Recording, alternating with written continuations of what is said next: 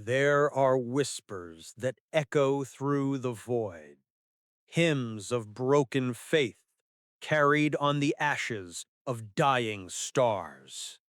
They speak of a warrior not born of Terra, but of another heaven, one who glowed not with the Emperor's light, but with something far more ancient and defiant. Some call him a god, others call him blasphemy made flesh. And in that age of endless night, his power tore through the Imperium like dawn tearing through a cathedral of dust. Before we descend further into this forgotten faith, remember to join us so that our stories may never fade into silence. The first light did not come from the Emperor's throne. It came from the heavens, pure, unfiltered, and wrong. The skies above holy Terra split like ancient parchment, bleeding radiance that no saint could name. Pilgrims fell to their knees across the marble causeways of the imperial palace, their tears burning as they looked upon it. Some believed the emperor had awakened, others that the warp itself had finally torn the veil and poured damnation upon mankind. But it was not a god. It was a man, if such a word could still hold meaning. He fell through the upper atmosphere like judgment incarnate, a comet of fire and wrath. Vox networks screamed across the planet, alerting the Adeptus Custodes, the Astra Militarum, and the choirs of the Mechanicus. Yet no weapon, no orbital battery dared fire upon that descending light. There was something in it, something ancient, something pure. It was as if the void itself bowed before him. When he struck the ground, the continent trembled. A blast of energy rippled outward, vaporizing rockcrete and steel, toppling statues of saints and obliterating the marble effigies of primarchs. The shock waves silenced the chants of billions for a heartbeat, leaving only dust, silence, and the echo of divine ruin. And when the light faded, he stood there, barefoot upon the scorched earth of Terra. His hair shimmered like threads of sunlight, his body aglow with energy that defied the understanding of the Mechanicus. He bore no sigil, no banner, no relic of faith, only his flesh, unarmored and unbroken. The air around him distorted, as though the planet itself strained to contain him. His eyes burned with purpose, but it was not worship that lived there. It was sorrow. I am not your enemy. The custodes nearest to him raised his weapon. All who defile this world with unnatural power are the enemy. You stand upon sacred soil unbidden. I stand where fate brings me. If your God rules this world, let him speak. I will listen. Silence. Only the hum of his aura filled the space between breaths. Then the custodes charged. Blades that had slain demons swung through the air, carving trails of golden fire, but none found purchase. He moved faster than thought, his hand catching a halberd mid-swing, his palm pressing against the weapon's haft until the aura might melted beneath his touch. He did not strike back. He merely was. The custodes faltered. For the first time, they felt small. The being stepped forward, his energy pulsing outward in waves of impossible warmth. Vox networks across Terra crackled with interference. Astropaths screamed and fainted as a light not of the warp filled their minds. Somewhere deep within the palace, the emperor's golden throne flickered. The High Lords gathered in panic. The ecclesiarch declared it a test of faith, an invasion of Xenos masquerading as divine light. The fabricator general whispered of lost architect, of a power source older than Mars itself.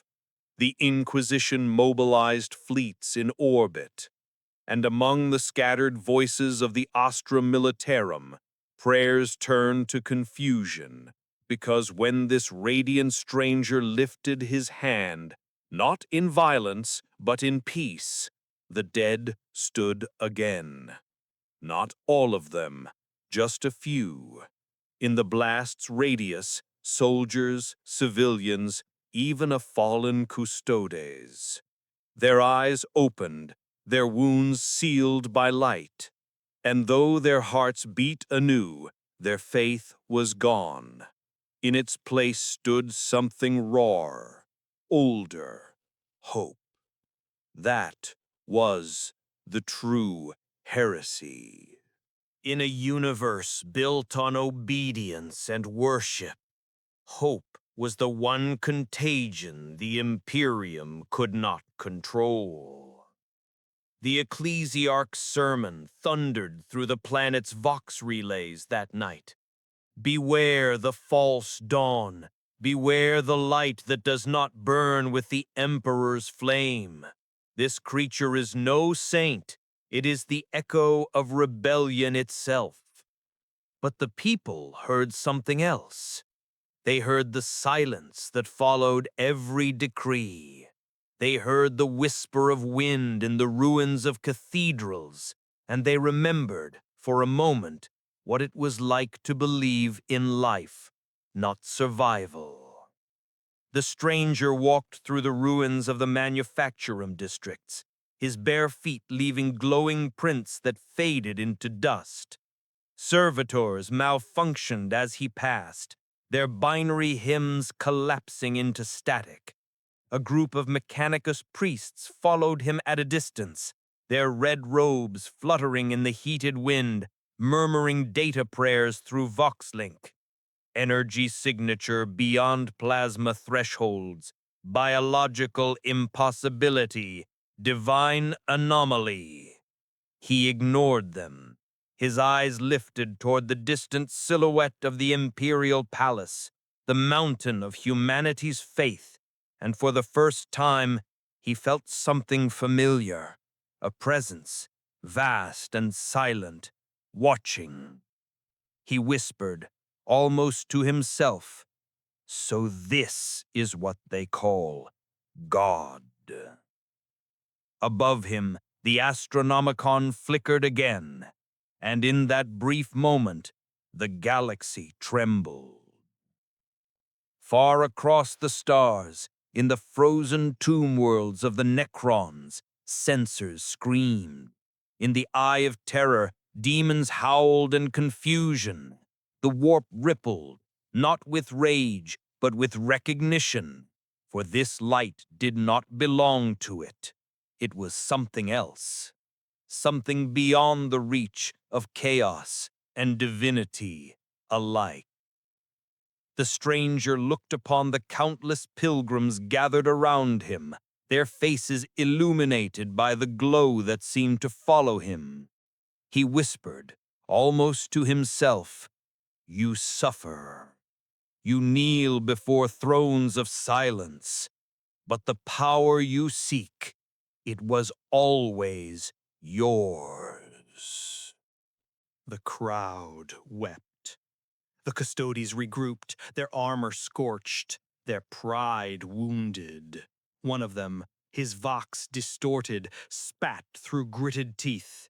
"You dare to preach upon holy soil?"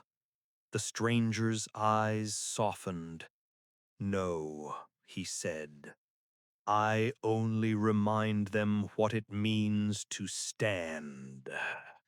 And with that, he rose into the sky, slowly, effortlessly, leaving behind a crater that glowed like a wound in the heart of Terra. The Mechanicus called it an anomaly. The ecclesiarchy called it blasphemy.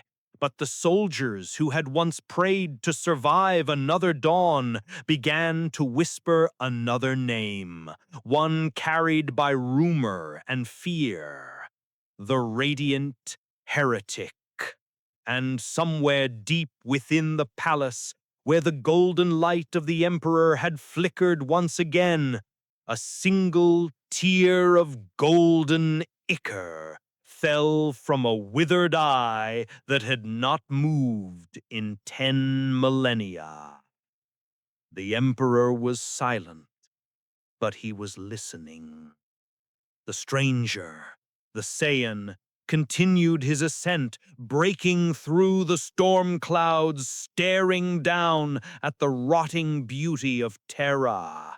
In that single gaze, he understood the empire built on faith without compassion, order without love.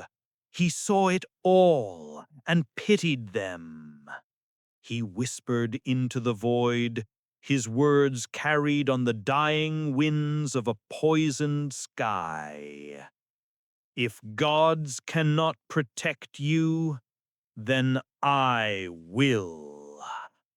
The words echoed across the Vox networks of 1,000 cities, though no one knew how. And in the dark, billions heard, and billions believed. The heresy had begun.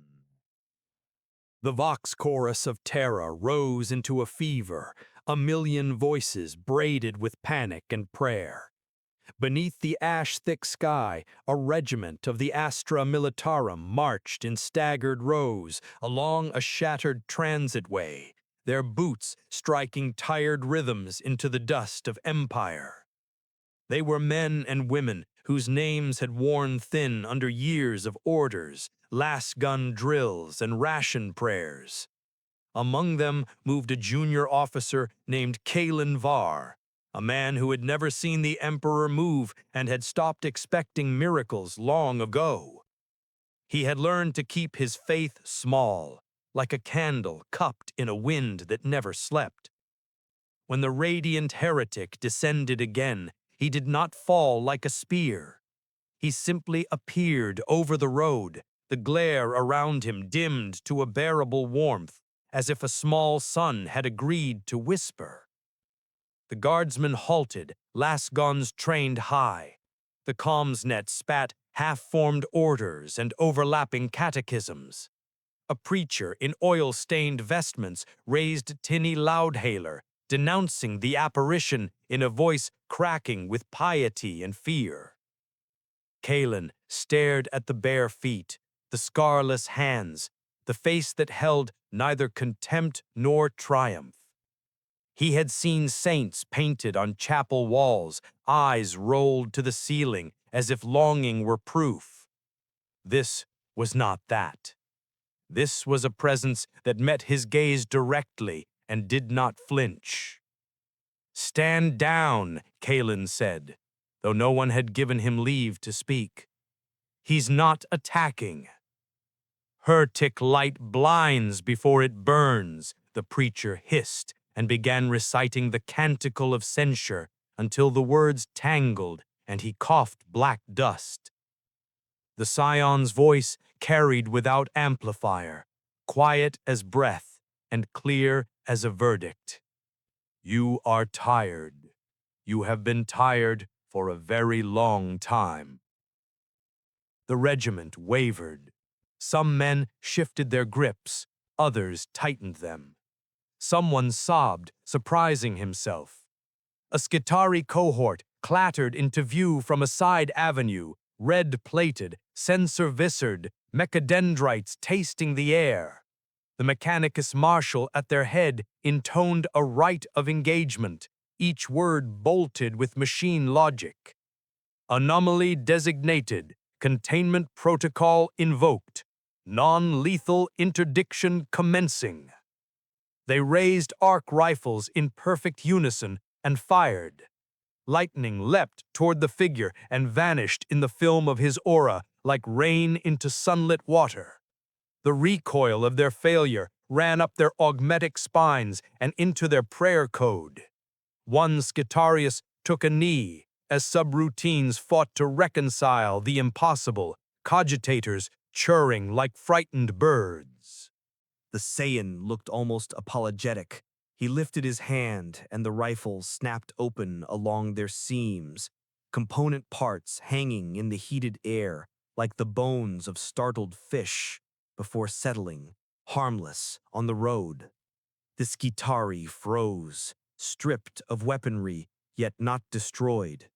The radiant heretic's eyes moved over them with a tenderness that was not condescension, as if he pitied the machine for the man it had been asked to devour. "Stop," Kalen said again, but he was not speaking to his soldiers anymore. He was speaking to the ritual of reflex that had ruled his life. A custodian thundered down from above, borne on a grav platform etched with the imperial aquila, a living statue of execution in oromite and wrath. The platform slammed into the roadway, cracking ceramite and scattering scrap icons. The halberd lifted, more than a weapon, a history of sanctioned endings, and the custodian declared through his vox grill, "In the name of the master of mankind, kneel." The Saiyan did not kneel. He lowered himself until his toes touched the ground and stood easy, light rippling around him in gentler waves. "I do not kneel to power, I kneel to need." The halberd swept. To Kalen it was a comet. To the Saiyan it was a thought he had already had. He stepped inside the ark and touched the haft with 2 fingers. The weapon's killing edge trembled and quieted, not ruined, as if convinced to sleep. The custodian's visor stared into a face that refused to hate him, and something in that refusal unnerved him more than any enemy's roar. From the flank came a different sound, colder than ordnance, the triple-toned seal of an inquisitorial lander. It cut the smoke like a black decree, landing struts crushing prayer lanterns and crushed flowers from last decade's martyr day. The ramp lowered on hissing pistons.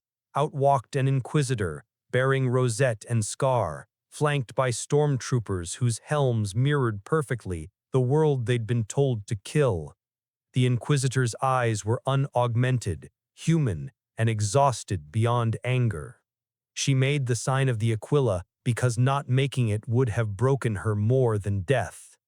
"Hear me," she said, voice low and iron. "Thing of light, whatever you are, your presence fractures the Imperium. The Astronomicon dims, the throne stirs. Billions pray and do not know to whom. That is a murder of meaning. Surrender, and we will find the smallest truth in you."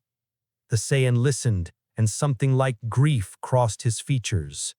"I am not here to take your God. I am here because your God cannot carry all of you alone." The Inquisitor's jaw tightened. Blasphemy is a language that wears many uniforms. She lifted a hand. The stormtroopers' hellguns whined to ready. She did not give the order. She studied the soldier who had spoken out of turn, the junior officer with the candle-sized faith. "You," she said, to Kalen. "Name, rank." Kalen Var, lieutenant. He felt suddenly absurdly young. "Do you believe this entity is a saint?" Her tone made the word taste like a trap. Kalen's mind filled with sunscreen glare and silence, with the memories of comrades dead on worlds no one would remember, with the little folded prayers he had kept for himself like ration sweets. He looked at the Saiyan and felt the wind change in his lungs. "I believe he doesn't want us to die on our knees," he said. "I don't know what that makes him." The Inquisitor nodded once, as if confirming that uncertainty remained the most honest faith left. She faced the radiant heretic. "If you will not submit, then I will measure you, not with words, with weight." She signaled. The stormtroopers fired in staggered pairs, a disciplined crescendo meant not to kill gods, but to break the timing of men. The beams stitched the air, tore flags from broken poles, smoked holes in the rain of ash. The cyan blurred. It was not speed, or if it was, the word was too small. It was intention without friction, mercy shaped into motion. He was suddenly among them, hands on gun stocks, wrists, shoulders, turning each destructive gesture half a degree aside so that every bolt lanced the ground or the hungry sky. No man lost a finger, no visor cracked. The choreography felt, to those caught in it, like a dance taught by a patient teacher whose grief-filled lesson was this: you do not have to kill just because you know how. The Inquisitor watched the useless killing fizz out and said, quieter still, "Terrible things can be gentle when they know they will win. Terrible things can be gentle when they refuse to be what terror requests," the Scion answered. A tremor passed underfoot then, planetary and old, a reminder that Terra was more labyrinth than soil. From the ruins nearby came a new procession, penitents in iron collars led by ecclesiarchy wardens, their backs lined with fresh lash marks, their mouths open to receive the next sermon as if pain could be a cup. The warden saw the radiant heretic and lifted a flamer heavy with promethium, chanting the authorizations that allowed him to burn away doubt. The penitent's eyes, hollow and watery, reflected a different light. "Do not," the Inquisitor said, too late or too soon, Kalen couldn't tell. The flamer roared. Liquid fire reached for the Scion and met a wall that wasn't there, bursting around him in a chrysanthemum of heat and frustration. The wardens faltered, their liturgies derailing as the penitent chains clinked and paused. The radiant heretic opened his palm, the promethium dwindled, the flame folded back into its own origin like a shame undone, until the flamer's pilot light was a single modest dot that could not agree to hate anymore. The penitent at the front of the line, a woman with shaven scalp and a saint number branded on her brow, stared at her unburned hands. She trembled not with fear, but with the arrival of a weight she had forgotten she could lift. The chain between her and the next penitent clattered to the ground, links cooling. "Stand," the Scion told her, and the word did not command so much as remind. She rose. Others followed, not in revolution, but in recollection, as if their spines had remembered a design older than the lash. From somewhere very far and very near, the Astronomicon fluttered and then steadied again, like a candle deciding to burn despite the corridor's draft. The custodian recovered his halberd's will. The Inquisitor's finger hovered between choices that were not choices. Kalen realized there was no order that could frame the present tense. He lifted his vox and found it full of static that sounded like surf on a dead shoreline. In that moment, a shadow crossed the sun that was not a cloud. It was a fleet, low enough to stain the sky with the silhouettes of grand cruisers and shrine ships, banners like wounds fluttering in vacuum. Orbital Vox repeats bellowed an edict from the Senatorium Imperialis itself, shorn of poetry by fear. The edict named the radiant heretic an existential abomination, authorized exterminatus protocols on sectors where his influence destabilized obedience, and promised remission of sins to any who died, stamping out this new brightness. Kalen heard the words and felt the world tilt.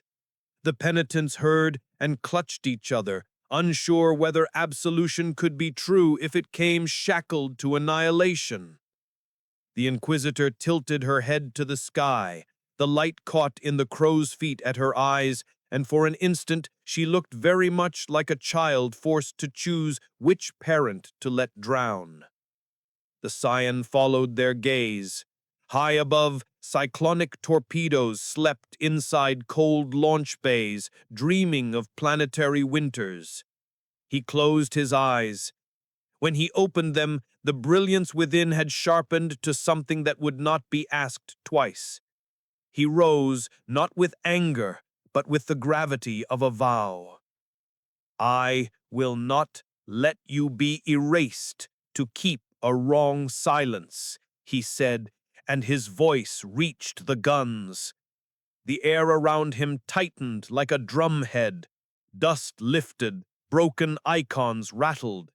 Kalen felt the hairs on his arms stand up, each one a little antenna for a possibility that had never had vocabulary in the Munatorum's manuals. The Inquisitor took a step back without shame. The radiant heretic became a line of light aimed at the sky.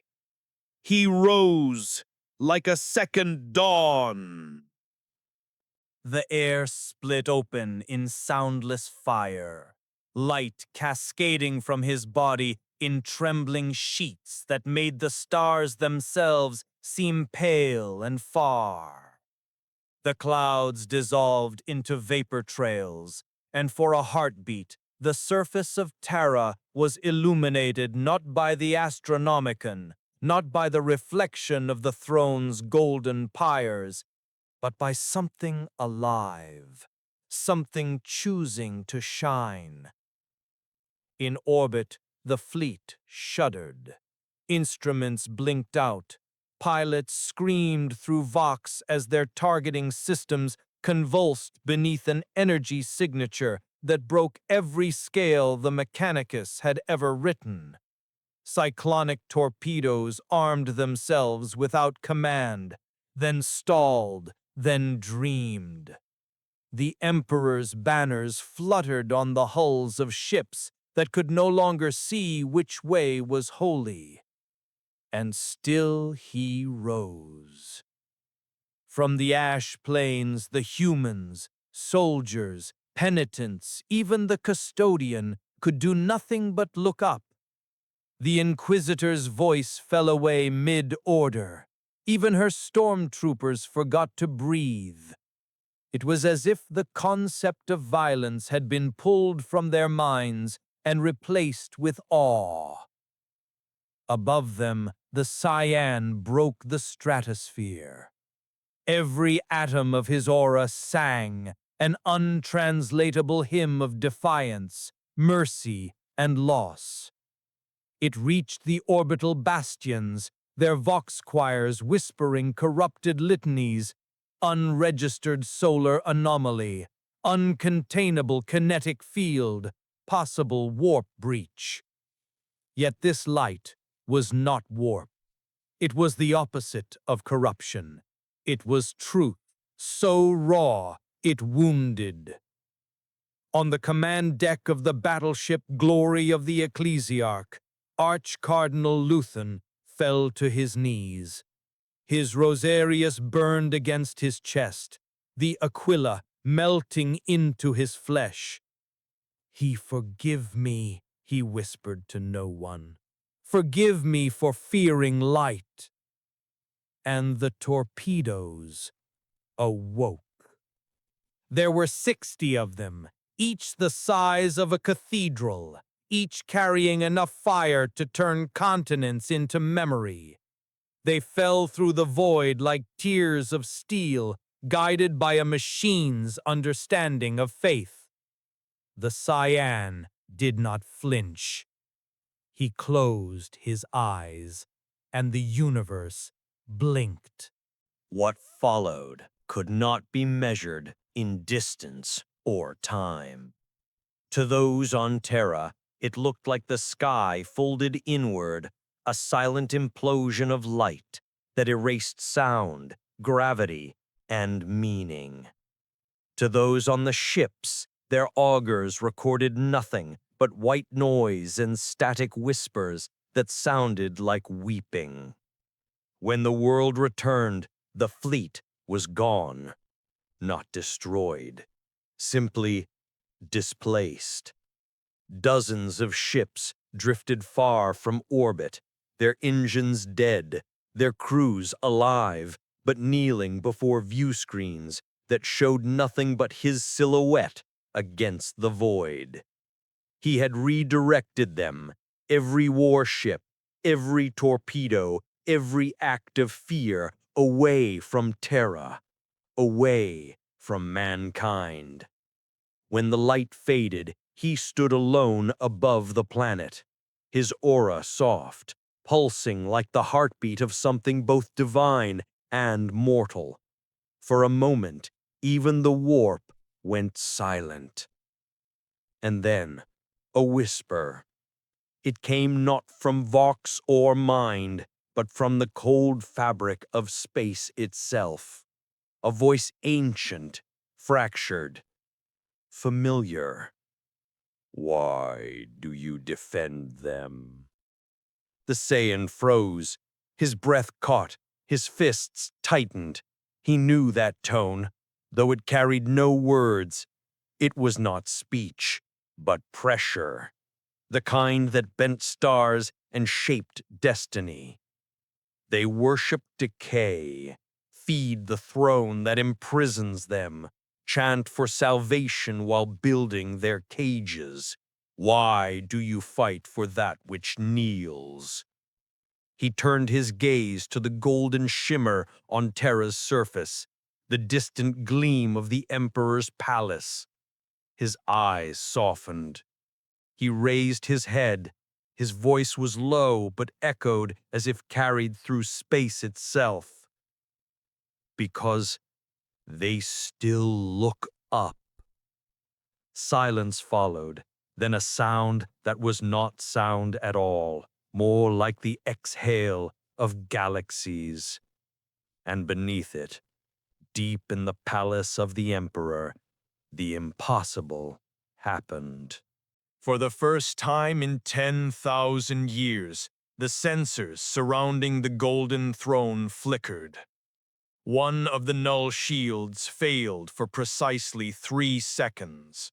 The throne's sacred mechanisms groaned, their hymn faltering, their conduits whispering in tones that resembled human weeping.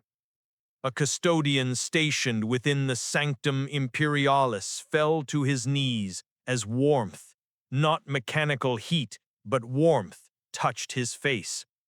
He looked up and saw the faintest shimmer move through the corpse god's golden aura. It wasn't resurrection. It was recognition. Something within the Emperor stirred, not in flesh, but in spirit. Outside, the Saiyan opened his eyes. He felt it, an echo of something vast, burning and broken. A will that refused to die even as its body had become a machine of eternity. He understood then that the Emperor was not sleeping. He was suffering, trapped not by his enemies, but by the weight of his faith in mankind. The Saiyan's jaw clenched. The light around him dimmed to a solemn glow.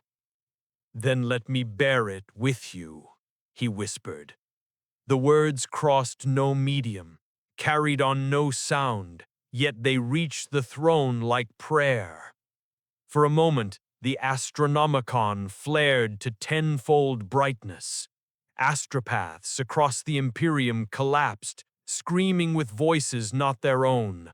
Fleets in the Segmentum Solar halted mid-warp jump as instruments overloaded. And every being attuned to the Emperor's will felt it, the faintest pulse of something impossible. Not command, not blessing, Gratitude. It was enough to shatter sanity. Back on Terra, the people awoke from dreams of fire and light. Some fell to prayer, others simply wept. The ecclesiarchy burned its own temples in confusion, unable to decide whether this was apocalypse or deliverance. The inquisitor who had faced the Cyan knelt among the ruins. Her stormtroopers were gone, sent away to safety by a single wave of his hand. She whispered into the dust, "If this is heresy, then let me be damned alongside him." The custodian beside her said nothing. His halberd rested in the dirt, its golden edge cracked, yet his stance had softened into reverence. Above them, the radiant heretic descended once more. His aura no longer blazed, it shimmered softly, like the last light before twilight. He landed among the wounded, the penitent, and the afraid. His body still hummed with quiet power, but his voice, when it came, was almost human. He said, "You wanted gods, but gods were never meant to rule you." He knelt beside a fallen soldier, pressing 2 fingers to her chest. Her heart stuttered, then found rhythm. Your strength was never in thrones or prayers. It was how you kept walking. Kalen watched in silence. He did not kneel. He could not. For the first time, faith felt less like obedience and more like awakening. The Cyan looked at him, a faint smile ghosting across his face. He said, "You still carry hope. I don't know what it is anymore." That's how it begins. Around them the air trembled, not with violence, but with the weight of meaning. Every pilgrim who saw him felt the same pull, not worship, but understanding, as though something long buried in their bones had been reminded of its name. Above the ruined cathedrals, the sky began to darken once more. The glow of the Astronomicon stabilized, and the Emperor's silence returned. But it was not the same silence. It was deeper, quieter, watching. And in the dark between stars, chaos stirred. Korn's laughter rolled like thunder through the Imperium. Nurgle's gardens wilted. Slanesh smiled without joy, and Zinch whispered the word impossible with envy. Because for the first time since the birth of mankind's empire, the warp could not see the light that now walked upon Terra. The Saiyan closed his eyes. He could feel their gaze pressing against the veil, trying to pull him in. He had faced gods before, but these were not gods of creation. They were reflections of despair. And though his heart was weary, he knew what must come next. For light once born cannot rest while darkness remembers its name. He rose again, his aura flickering with calm resolve. His voice, quiet yet carrying across the ruins of the world, spoke to no one and to everyone. Faith built this cage. Perhaps faith can set it free. Then, like a dying star's heartbeat, he vanished into the upper sky. And below, on the surface of Terra, for the first time in 10,000 years, the wind carried not hymns of worship, but songs of remembrance. The radiant heresy had begun its true purpose. Mars answered in iron hymns. Beneath the rust-red sky, the forges sang in 12 million keys, each manufactorum a cathedral to the promise that heat and obedience could turn ore into destiny.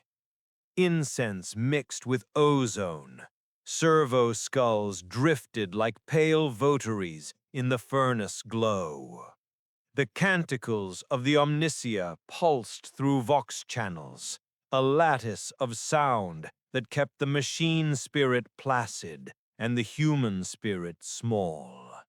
It had always been enough. It had to be. Mars survived on ritual the way lungs survive on air. But ritual faltered when the anomaly's wavefront washed across the solar system.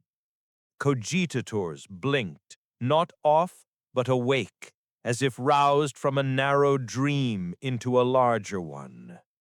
Titans paused mid-footfall, the tremor of their halted stride rattling reliquaries and peeling flakes of consecrated paint from colossal knees. The great foundries that birthed macro-cannon teeth hesitated as if ashamed. On 1,000 data shrines, pict feeds stuttered into a silhouette of a man-shaped brightness above Terra, then dissolved into static that tasted like grief in the tongues of tech priests. Within the red basilica of the Fabricator General, the High Synod convened. The chamber was a forest of bronze pillars and chanting vox grills, its floor a mosaic of circuit script that told the story of creation as a song sung by gears. Magi stood in clusters beneath banners stitched with sacred schematics, their bodies more diagram than flesh. Mechadendrites forked like patient lightning. Eyes glowed in colors that meant protocols. The Fabricator General's throne creaked as millennia of authority settled their weight upon it. Begin, he intoned, and the word was a key that opened 100 sub-rituals. A data savant unscrolled a ribbon of adamantine-etched logic. Energy signature detected in segmentum solar registers and index beyond plasma, melta, or void. Not warped corrupted, not null. A third curve on a two-axis chart. Blasphemy, murmured one archmagos, but the word lacked voltage. Observation, corrected another. Blasphemy is only the name we give to equations that resist our current prayers. The Fabricator General angled his head, optics dilating like apertures in a patient lens. Hypothesis, he intoned, and the word was a key that opened 100 sub-rituals. Silence, brief as a reflex flinch, heavy as a denial. We have named many things omniscia to survive the centuries, the biologist said at last. This one does not kneel. A ripple of Benharic disquiet stitched the air. The word kneel carried memory.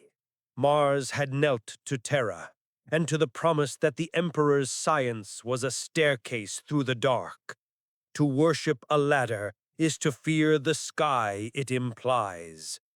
A lower Magos, young by the forgiving arithmetic of augmentation, dared to raise her hooded head. Flesh remained at her mouth, pale and tremoring. She had a name that had not yet been filed into a designation, Sara VI. She said, request permission to speak outside liturgical cadence, and the request itself was a violation wrapped in courtesy. Granted, the Fabricator General said, and his consent shook dust from the frescoes of saints with sockets for eyes. Sarah stepped forward until the tile's circuit script lit beneath her bare toes, recognizing warm salt that was not oil. She said, "We have mistaken reverence for certainty. If this being is a reactor, then it is also a mirror. It shows us the machine we still are, a heart that refuses entropy. We call that heresy because our prayers were designed to end questions, not answer them." Several mechanodendrites twitched, seeking places to hide their agreement. The Archmagos Dominus opposite her unfurled a weaponized limb the way a man clears his throat. He's rasped. The Astronomicon flickers under its influence. Forge fleets report displaced formations, non-destructive interdiction of ordnance. Mercy demonstrated with apocalyptic leverage. That is not a mirror, Junior. That is leverage. Perhaps the machine god is testing load-bearing, Sarah said softly. The room's temperature shifted, as if a furnace somewhere had doubted itself. The fabricator general's optics narrowed to hard pinpricks. He said, "Citations," which in Martian rite meant prove that your soul is not a saboteur. She lifted a reliquary sphere, its surface etched with the scars of 1,000 pilgrim fingertips. Inside, a tiny bell hung on an impossible pivot, the silence bell of Callus that rang only when no one lied. She spoke again, not as Magos, but as a woman who remembered the sound of rain on tin roofs in a city that had been recycled into feedstock before she finished childhood. I watched the pick feed for 12.7 seconds before it vanished into static. He held back a world of killing with a hand that did not close. The Omnissiah we claim to serve would have understood that restraint as a perfect gear engaging a perfect tooth. If restraint is heresy, then our liturgies were written by fear. The bell did not ring, which meant nothing and also everything. Anomaly requests an answer, the fabricator general said. Answers require laboratories. Laboratories require subjects. An audible shift of mechanodendrites, anticipation shaped into metal. The plan rose from the floor like a schematic given gravity. Interdiction nets, null fields stolen from vaults that remembered the names of ancient enemies. A prayer matrix tuned to tones believed to irritate the machine spirits of energies not yet catalogued. They would meet the radiant heretic not as Terra had, with halberds and prayers, but with curiosity weaponized into chains. Sarah's mouth dried. "We will break what we seek to name." "We will measure," corrected the Dominus. "Breaking is merely a kind of accurate measurement." "Deploy the choir," the fabricator general ordered, and the floor itself answered. Beneath the basilica stretched caverns carved by titans, vaults where sound was forged into instruction. The choir of the machine god stood ready there, as it had for uncounted centuries. A ring of towering vox engines and throat chambers, each engineered to replicate the cosmic frequencies the Mechanicus believed soothed or scourged machine spirits.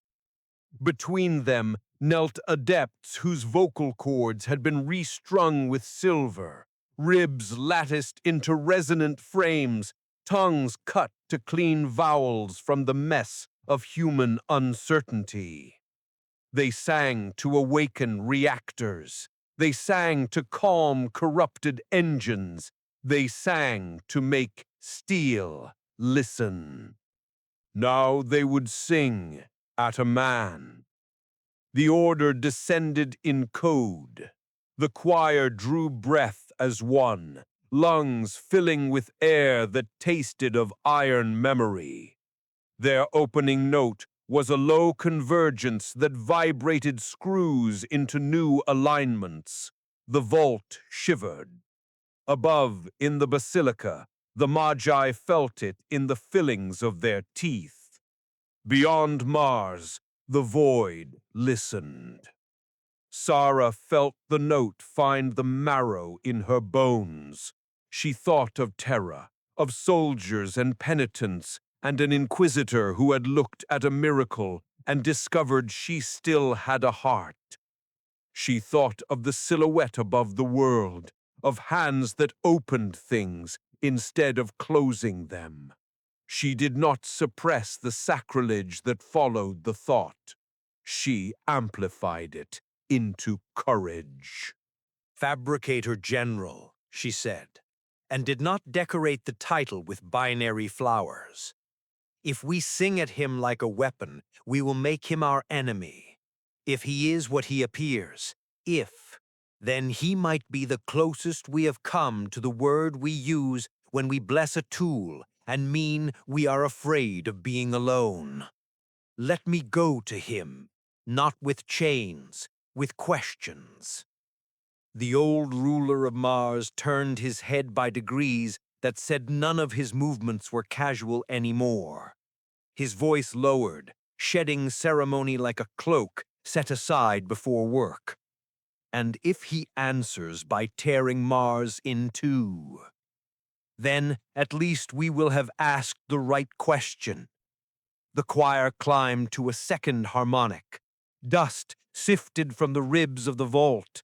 Somewhere far beneath, a god engine shifted in its creche and dreamed of walking. The fabricator general considered a world made of habit and a girl with a bell that declined to betray her. He lifted one iron hand. Take a Scutari cohort. Take a translocator keyed to the basilica's heart. Take nothing that expects to be obeyed.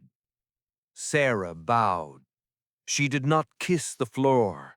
She kept her mouth, human, trembling, uncovered. When she turned to go, the choir reached the frequency that opened doors that had not been made yet. In the void between Terra and Mars, a ripple like a held breath forming words. Sarah looked up through a skylight where the storm-red sky should have been and saw, for an instant, a man-shaped brightness pause as if listening to a sound only machines could make. Then he moved. The void trembled with machinery. In the cold gulf between Terra and Mars, Sierra VI stood upon the deck of a Mechanicus translocator, an angular cathedral of bronze and black iron, its corridors lit by a heartbeat of crimson light. The Vox relays hummed with sacred equations, and the hymn of the Omnissiah whispered through the hull like a nervous prayer. She had been given command of the expedition, though command was an archaic word among the Mechanicus. Leadership here meant communion, not authority. The Scutari cohort moved through the ship like veins through flesh, red-robed, rifle-bearing extensions of will, their faces pale and bloodless beneath optic implants. At the center of the command bridge, the choir node glowed. It was a pulsating sphere of data light, filled with the harmonics of the machine god's speech, a living algorithm that sang rather than spoke. Through it, Sierra could feel Mars itself watching her. Vessel Canticle of Iron, you approach anomaly vector 201 by 12. Maintain binary prayer cadence. Maintain purity. Maintain silence. I am not bringing silence. I am bringing questions. Her voice was small in the vastness of the chamber, but the ship's servitors froze as though they had heard something forbidden. Through the viewport, the planet Terra was a faint golden scar across the void. The place where the radiant heretic had descended still shimmered faintly, a ripple in space, too perfect to be warp residue. The sensors flared, the void screamed. Something had entered reality without passing through it. He appeared again, not by propulsion, not by translation, but by decision. One moment, there was void. The next, there was him. Floating among the stars, his aura dim yet infinite, his form outlined in light that seemed to hum a rhythm older than the universe. Contact confirmed, the choir node sang, its pitch rising. Energy signature exceeds containment capacity. Recommend immediate silence. Sierra interrupted. Do not engage. She stepped forward, hands trembling slightly, her heart sinking with the pulse of the machine around her. She keyed the vox. Unknown entity, she began, voice formal but trembling with awe. This is Magos Sera VI of the Adeptus Mechanicus. Under sanction of the fabricated General of Mars, we seek communication, not confrontation. The being turned toward her ship, eyes glowing faintly gold. Communication, he said softly. That's a word I've missed. Every sensor across the bridge overloaded at the sound of his voice. Vox links bled static. Servitors began whispering human words they were never programmed to know. The ship's choir node faltered, its tone breaking into fractured chords. And then, silence. He moved closer, not by thrust or vector, but by intent. The light of his aura reflected across the ship's hull, bathing the Mechanicus sigils in something they could not name. Purity that wasn't mechanical, a human kind of perfection. Sarah's breath caught. Machine God, forgive me, she whispered. He's beautiful. The choir node shrieked. Violation, unclean admiration, emotional contamination detected. Sarah shut down the node with a single command spike. He is not the threat, the fear is. Her ship's engines dimmed as the scion extended a hand, his palm radiating calm. You're afraid of what you built. You call your creation a god because you no longer remember how to listen to it.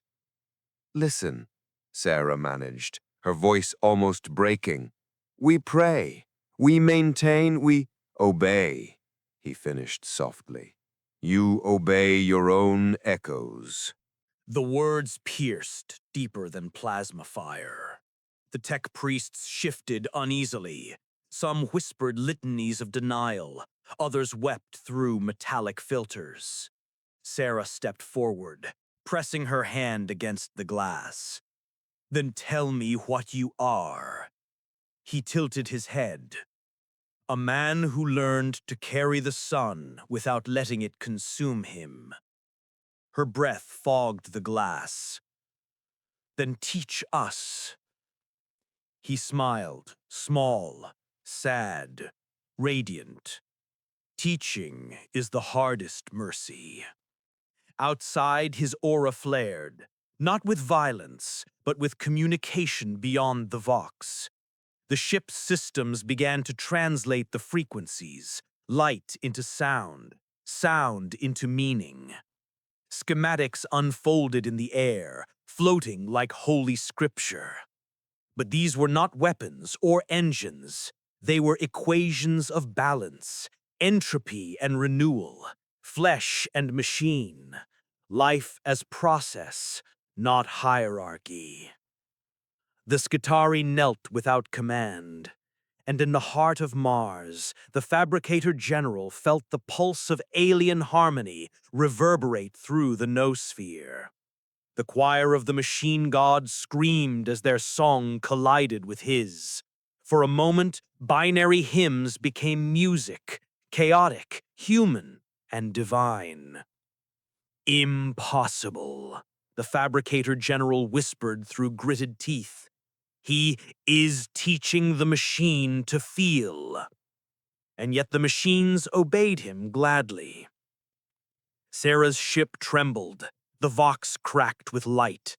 The Mechanicus hymn that had endured for millennia, the sacred monotone of order, bent into a melody. It was beautiful, terrifyingly so.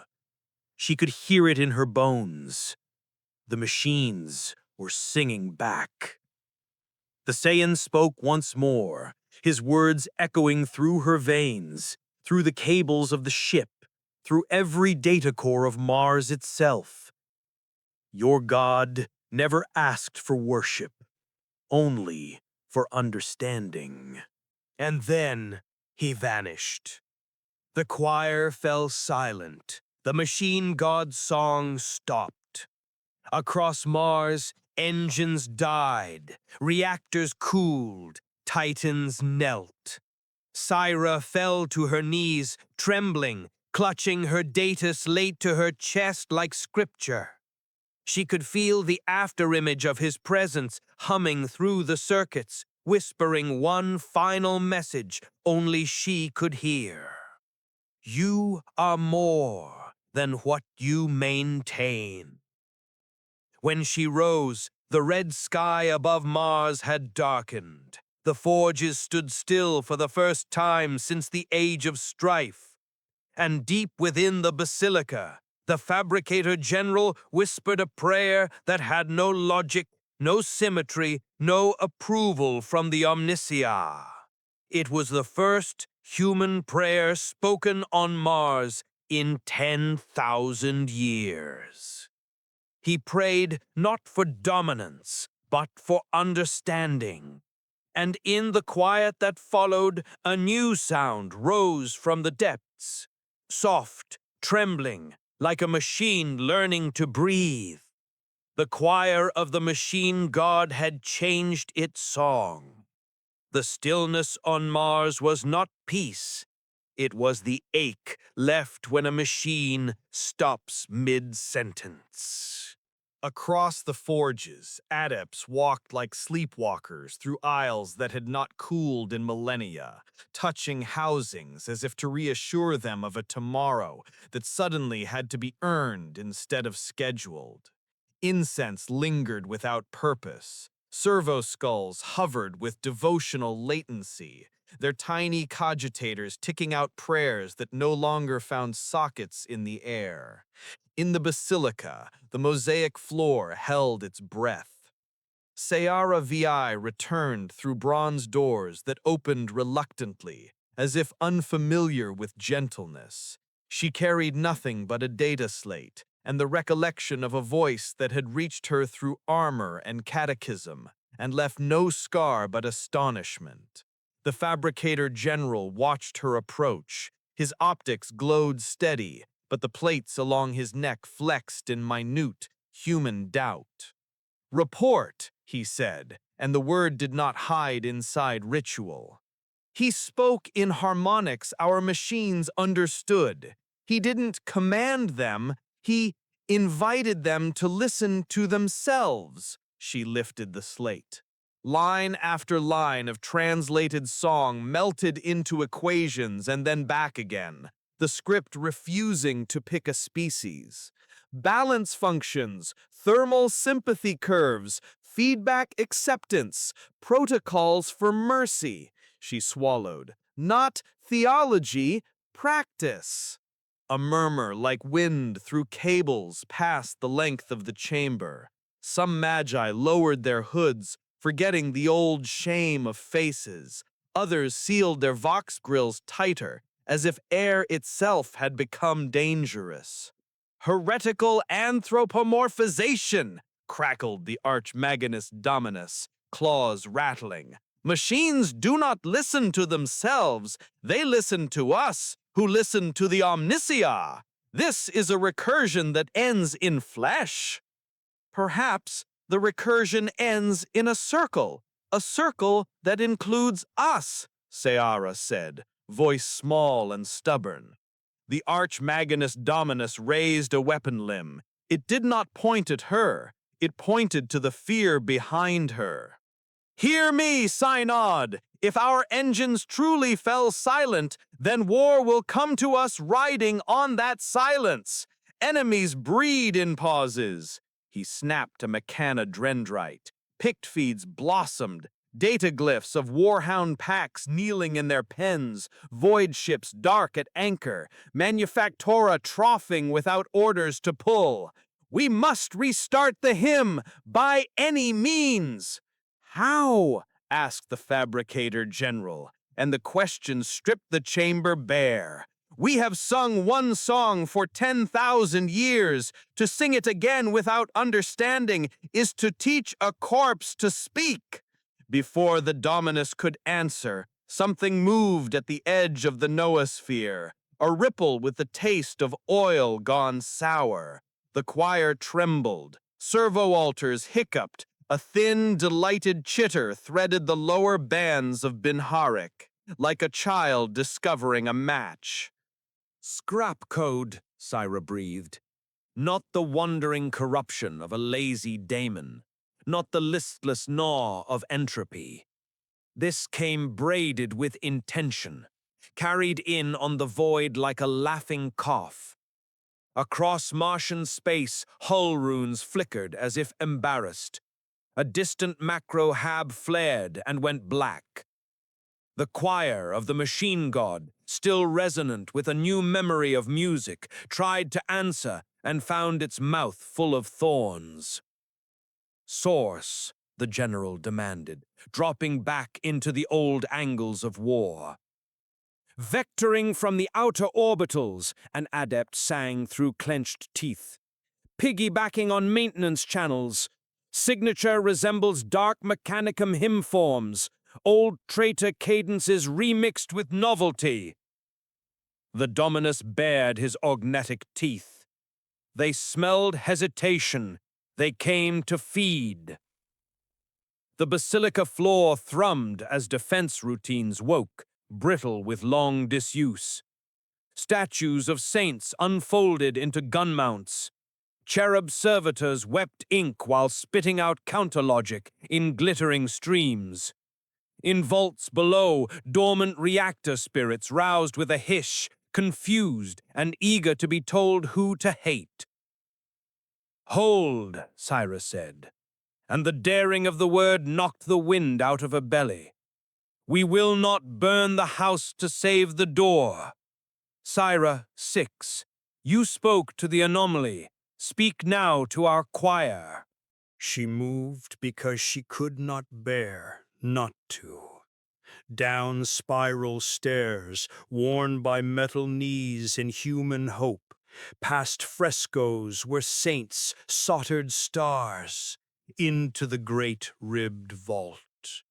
The choir waited inside its circle of engines, silver-throated adepts on their haunches like hunting cats refusing to remember hunger.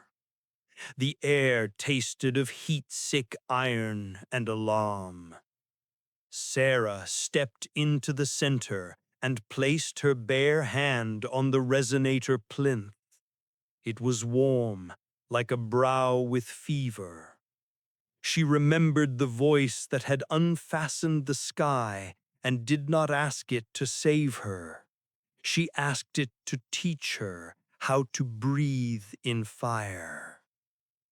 Listen, she whispered to the machines, and knew at once that whisper was the right size. Not to me, to yourselves. The code gnawing at your doors is not a question.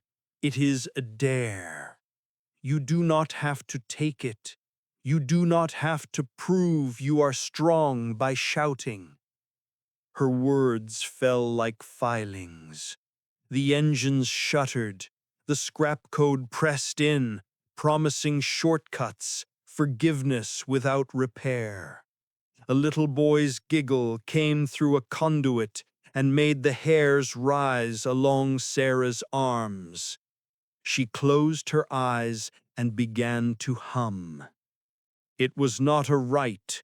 It was a human tune from a childhood that had been recycled.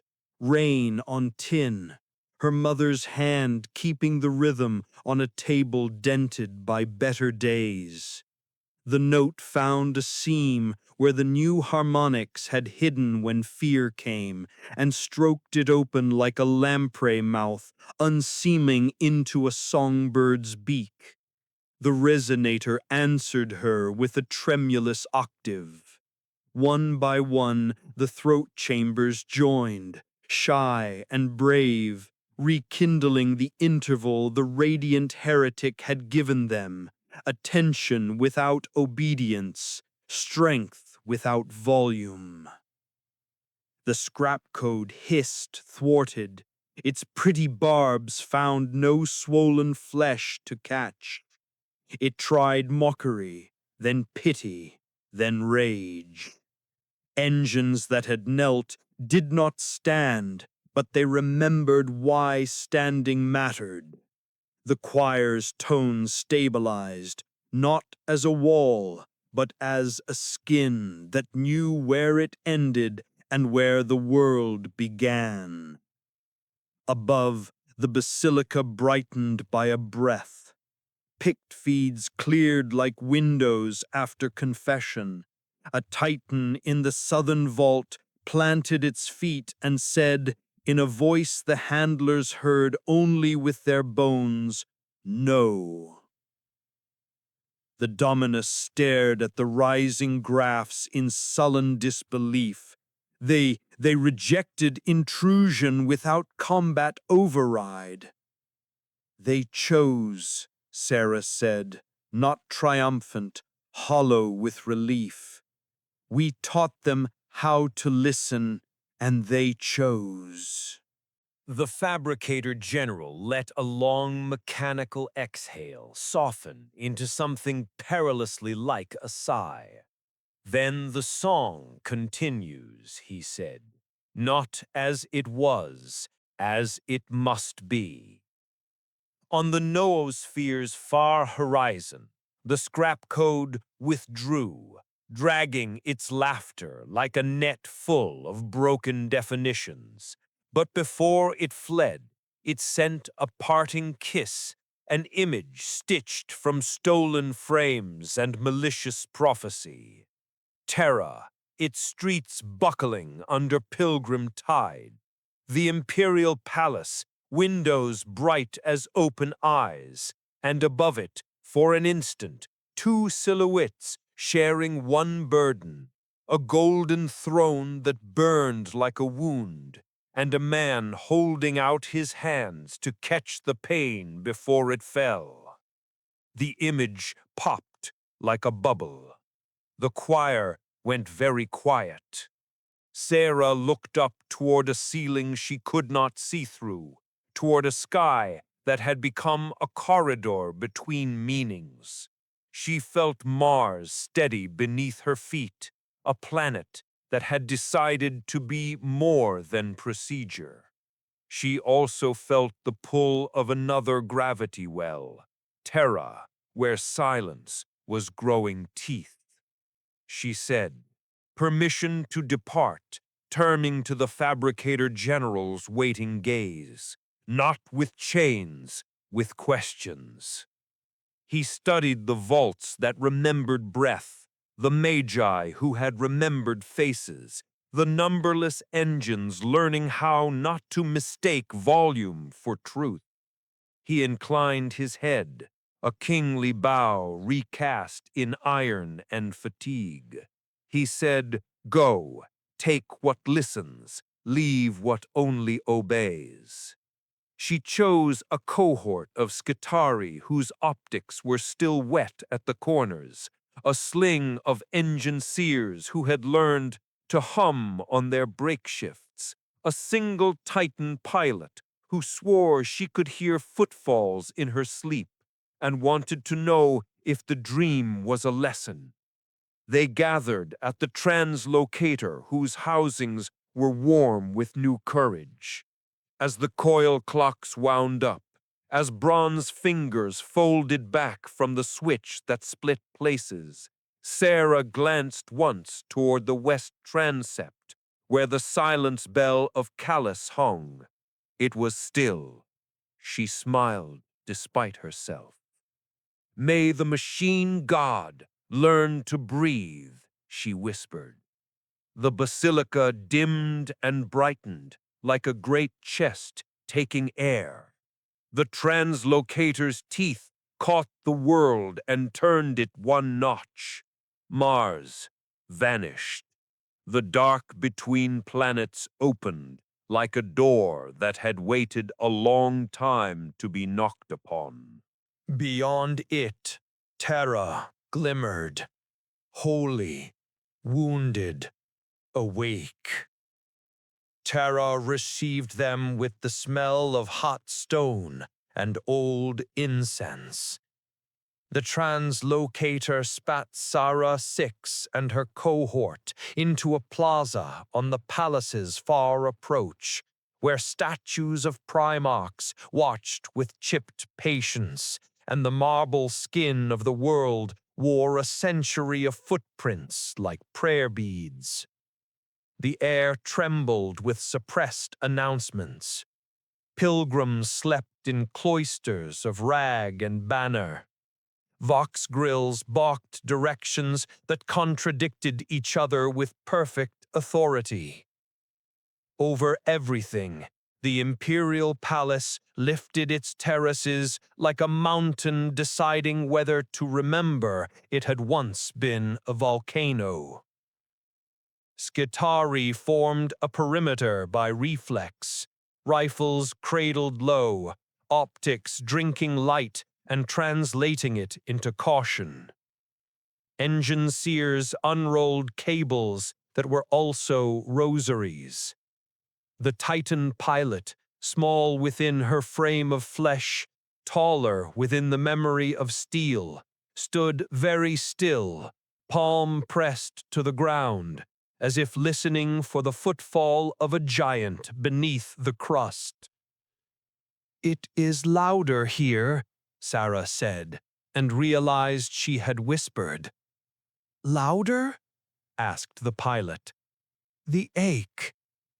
A procession rounded the plaza's edge, ecclesiarchy wardens bearing censers like flails, penitents roped in threes, a preacher whose loud hailer had outlived mercy.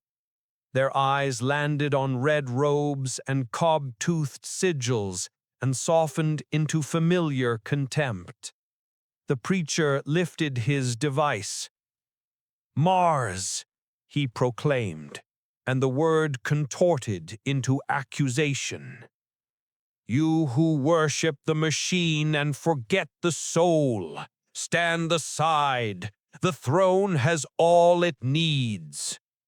Sarah stepped forward, hood back, face bare. It was her most radical argument. The throne has all it can carry. We came because we heard it groan. A hush, brief and rude, like a slap that missed. The warden's flamer clicked as thumb found trigger by habit. A Scutarius cited by older habit. Sarah lifted a hand, and both gestures paused, embarrassed to be seen. "Please," she said, and did not dress the plea in liturgy. "Don't add noise." From the palace stair, a line of Adeptus Custodes descended, gold burnished to sunset, every plate engraved with history that insisted on a single reading. At their head strode the same warrior who had faced the radiant heretic upon the road, his halberd's crack sealed, the weapon now a scar that had chosen to keep living. He halted within a sword's reach of Sara and regarded her with a visor that did not blink. The fabricator general sends an embassy to the heart. We have received embassies. We usually return them in pieces. Sara put her palm to the resonator drum she had carried from Mars, a waist-high cylinder of beaten bronze whose surface remembered 1,000 thumbs. It thrummed faintly, the note of a throat clearing before a truth. I bring no embassy, she answered. I bring a question. Let us near the choir. The palace has many choirs. They all sing what they are told. Then perhaps we must teach them how to listen. The custodian's helm angled, fractional. In that degree lived something almost like amusement, and sorrow so old it had forgotten how to be young. He lifted his halberd not to strike, but to point. Your questions have bled half our mourning, he said. Come see if they can staunch what bleeds the night. They passed beneath arches that outlived 10,000 proclamations. Within, the palace breathed with the labor of a species. Scriptoriums where quills etched laws on vellum grown from obedient fields. Manufactoria where servitors married metal to ritual without ever touching meaning. Vaults where the air itself tasted of vow. The closer they drew to the sanctums, the more the ground's tremor became a word, not language, intent. They reached a chamber whose doors were carved with figures of men offering their lungs to a throne. Inside, the emperor's internal choir waited. Engines nested like rosaries, vox organs grown into the walls, astropathic throats seated on stone that remembered coronations. At the center, a fissure in the floor bled light that wasn't light, heat that wasn't heat, an exhalation from the machinery that fed the Astronomicon and drank everything else. Sara felt the song before she heard it. The choir was singing the old hymn, perfect and wrong, the kind of perfection that scours. She set her drum upon the tiles. Its skin took the room's measure and found it arithmetic without mercy. The Inquisitor stood in shadow near the far colonnade, stormcoat stained with ash, rosette dull as a coin you would not spend. She watched Sara the way a surgeon watches a stranger reach for a heart. If you tear a single ligament, she said, I will make a rosary of your nerves. Sara bowed with the briefness of someone who knew where pride ended. If I fail, she said, you will not need to. Custodians took positions by the pillars. Skitari knelt and lowered their heads. The Titan pilot pressed her palm to the marble, then to the drum, a bridge between colossal and small. Sara closed her eyes and found the quiet where the radiant heretic's lesson had hidden, attention without obedience. She hummed.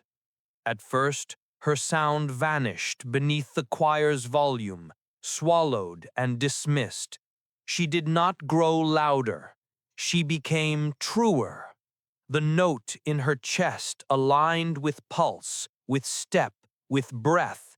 The drum answered, a soft consonant, a yes. One of the vox organs shivered and dropped a fraction of a tone, as if suddenly ashamed of shouting in a sick room. A tech adept gagged and vomited black ink. Another dropped to her knees, tears striping oil. The fissure's light fluttered. The Astronomicon, far above and everywhere, blinked as if a mote had passed before its open eye. Sara changed the note, not in pitch, but in patience. She slid around the room's rage the way a river reshapes a stone by being exactly itself long enough. The engines began to listen to themselves, not to her, to the friction they had normalized, to the way their hymn grated on a wound too long taken as architecture. The choir softened, not weak, accurate. The fissure's breath eased by a finger's width. Astropaths gasped as if their collars had loosened a single notch. Somewhere deep in the palace, something creaked, an old hinge reconsidering allegiance. Enough, the Inquisitor said, but did not move. Her hand flinched once at her hip and flattened again. If you change too much, the beacon will... A wind moved through the chamber without air. Dust ringed the fissure in a halo and fell like a gentle verdict. Sarah opened her eyes. For a heartbeat, she saw what the engines were trying to carry, a pain with its own gravity, a throne that had become a tourniquet, a will that would not let go for fear the patient would bleed out into the dark. Great Maker, she whispered, and for once meant neither Mars nor man.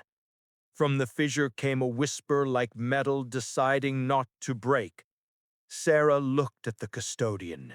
His scar along his halberd's edge glowed. He was not looking at her. He was looking beyond her, as if sight had grown a new direction. "Do you hear it?" she asked. "I hear," he said, and his voice had lost its parade ground iron, a burden shifting its weight. Something at the edge of hearing laughed, but the laugh was not cruel. It was relieved and very tired.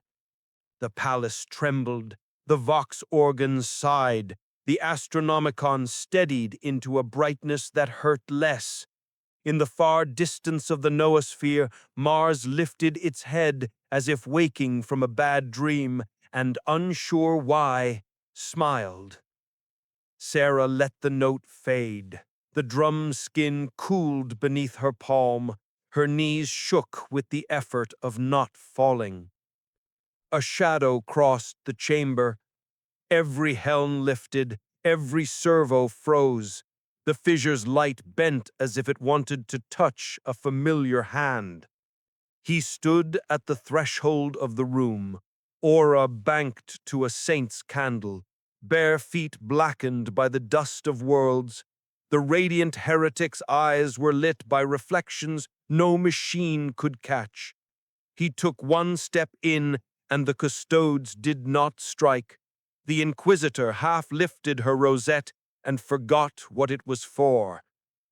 "I felt you listening," he said, "to the engines, to the throne, to the people in the room, to something far beyond the roof.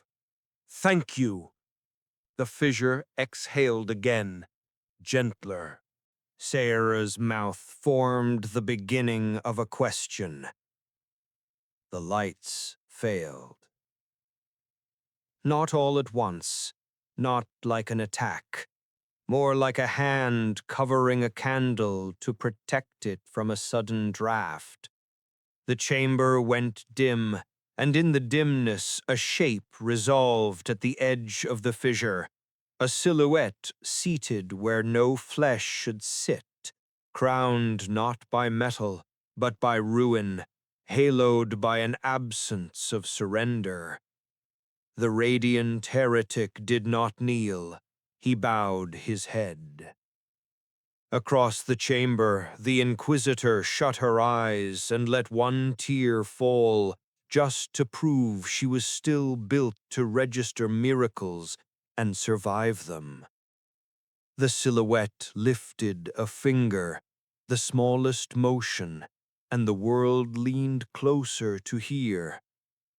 The finger rose like the slow hand of a clock that counted only necessary moments.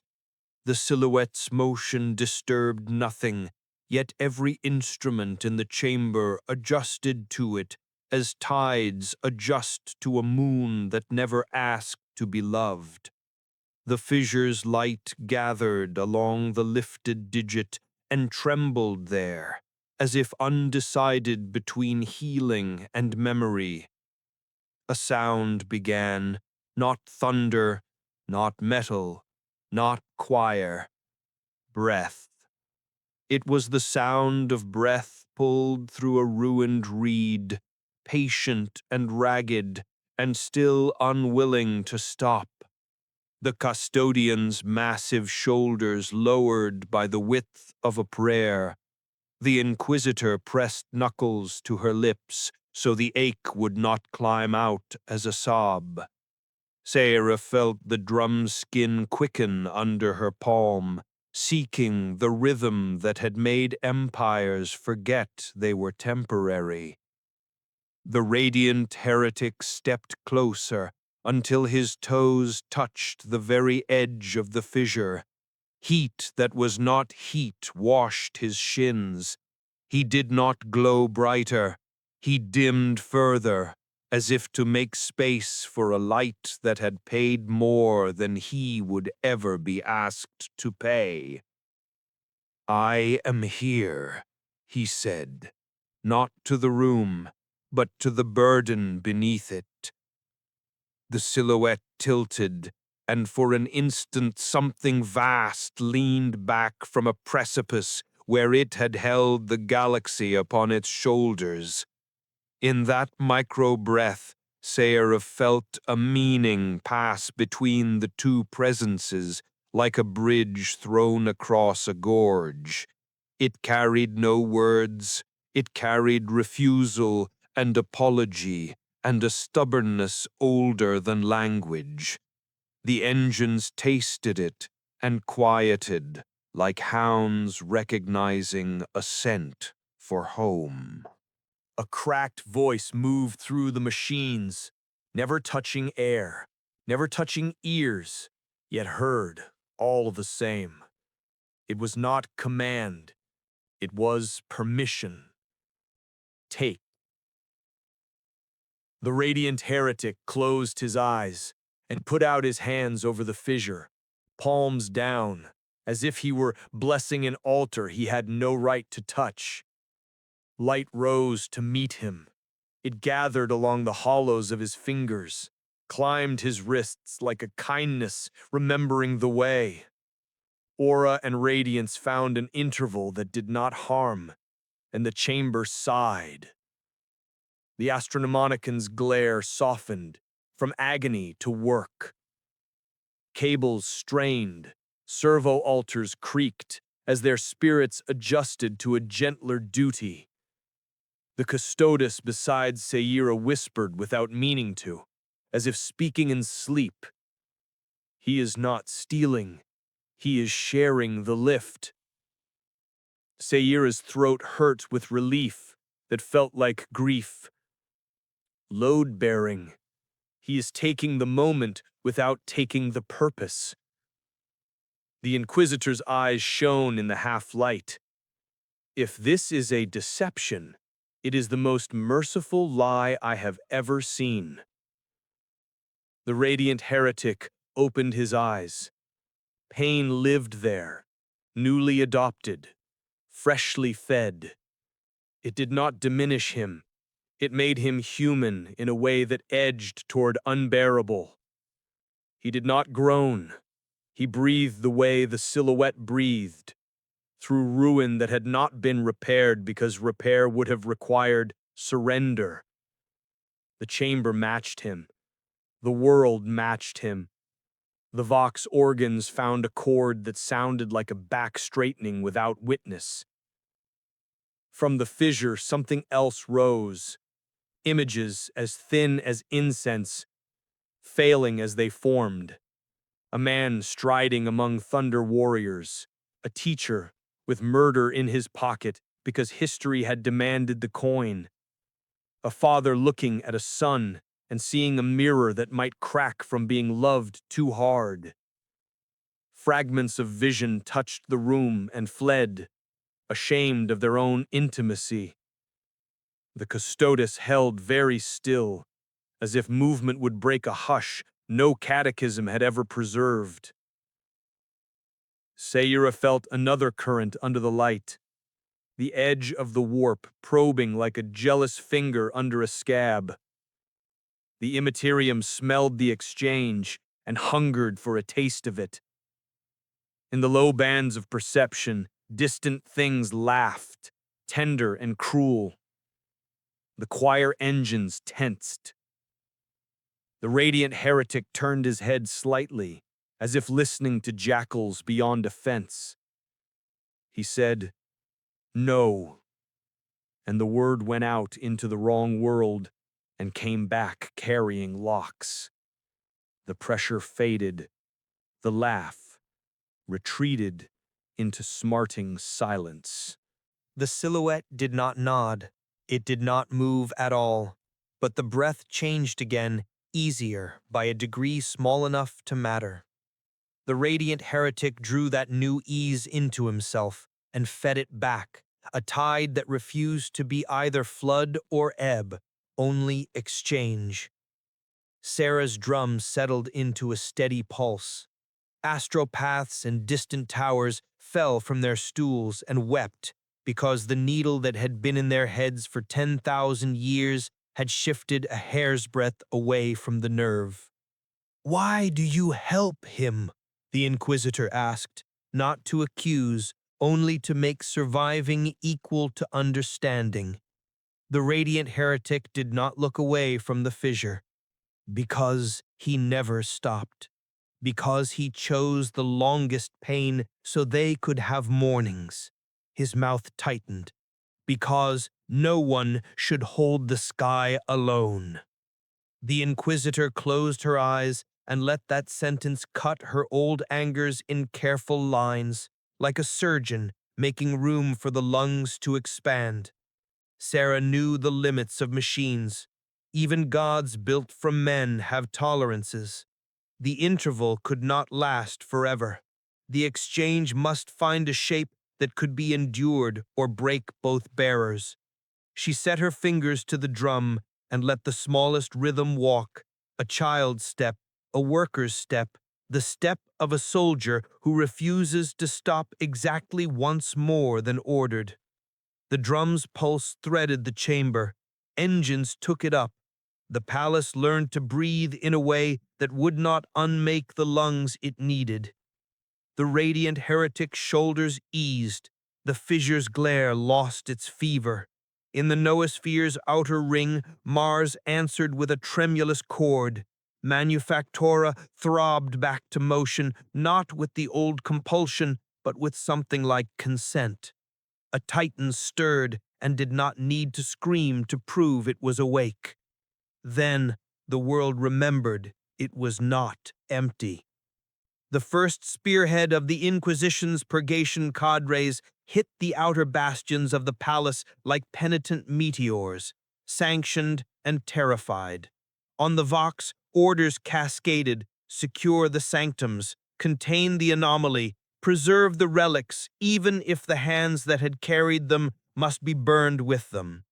The ecclesiarchy loosed its flagellants to flood the courtyards with human proof of obedience. From orbit, a battle barge realigned her prow with the palace's heart, captain swearing through tears that faith and duty were the same shape when you cut them from your own body. The custodian's helm turned a fraction. He listened to messages he had learned to hear through walls, across years, beneath panic. He said, "They come from love, from fear. The shape is the same until it is not." The radiant heretic lowered his hands. The light did not crash. It settled, like a weight placed carefully on a table that had been crafted to bear it. "Hold this," he told the engines, the throne, the breath. "Hold it, because they are coming to break what they think is broken." He stepped back. He seemed smaller, Or perhaps the room had grown to meet him. He turned to Sarah. "Can you keep them listening?" Sarah thought of Mars standing still for the first time in an age, and then choosing motion that was not habit. She thought of scrap code laughter turned away by a tone that remembered rain. She nodded, afraid and certain. "Yes," she said, "if you keep the weight honest." He smiled, a quick, mortal thing that did not ask to be remembered. "I'll try." The Inquisitor lowered her rosette, as if admitting that names were not handles strong enough for the present. "If I stand between you and purgation," she said, "I will be branded traitor. If you don't, you will be branded faithful." They looked at each other and laughed once, a small, exhausted bark that made saints on the walls wonder if laughter were a sacrament they had misfiled. Vox sirens wailed, doors thundered, the first wave of stormtroopers poured into the outer colonnades, helms bright with the intent to die correctly. The Ecclesiarchy's flamer teams filled the lower air with promethium fugues. The choir remained steady, its new pulse threading through panic like a seamstress sewing shut a dress that kept trying to come apart in the wind. The radiant heretic lifted from the floor without flourish. He hovered above the fissure's rim, a candle held above a wound so the surgeon could see. "I won't let them turn this into proof that they were right to be afraid," he said. "Then go," the custodian told him, halberd lowered as a salute that outlived empire. "Be their wrong miracle." The radiant heretic gave a last look to the silhouette in the light. "Rest as much as the work allows," he whispered, and the breath from the fissure answered with something like a promise that knew it could not be kept, and still wanted to try. He turned toward the doors. Saeda set both palms on the drum and let the rhythm deepen. A heartbeat not of one chest, but of many, shared and passed along the stone. Engines listened. The throne's agony settled into labor. The Astronomicon flared, clean and austere, a beacon that did not scream. The custodes took their stations with a grace that could be mistaken for gentleness by those they were about to spare. In the corridors beyond, the stormtroopers' boots struck cadence. The ecclesiarchy's litanies braided themselves into a whip. The vox spilled orders like coins from a broken purse. Between those braids moved a new thread, a low song barely louder than breathing, teaching men who had only been taught to obey how to hold a line without hating what was on the other side of it. The radiant heretic crossed the threshold. His aura brightened, then gentled again, like a torch cupped in a careful hand as it enters the wind. Behind him, the silhouette did not vanish, it simply settled deeper into its patience. The breath continued. Saeda felt the drum's skin warm against her palms and knew she was touching not leather and bronze, but the first small hour of a different liturgy. She thought of Mars and of rain, and of how machines had learned to refuse an insult without raising their voices. She thought of a soldier named Kalen Var who had spoken out of turn, and in doing so had remembered where the center of his body was. "Hold," she whispered to the engines, to the palace, to herself. "Hold." In the corridor, a flare blossomed and died without touching what it sought. A stormtrooper shouldered his weapon down by an inch he could not explain. A penitent, unfastened her own chain and reached, not for a lash, but for the hand of the woman beside her. The radiant heretic vanished into the furnace of the palace. Light moved with him. So did the ache.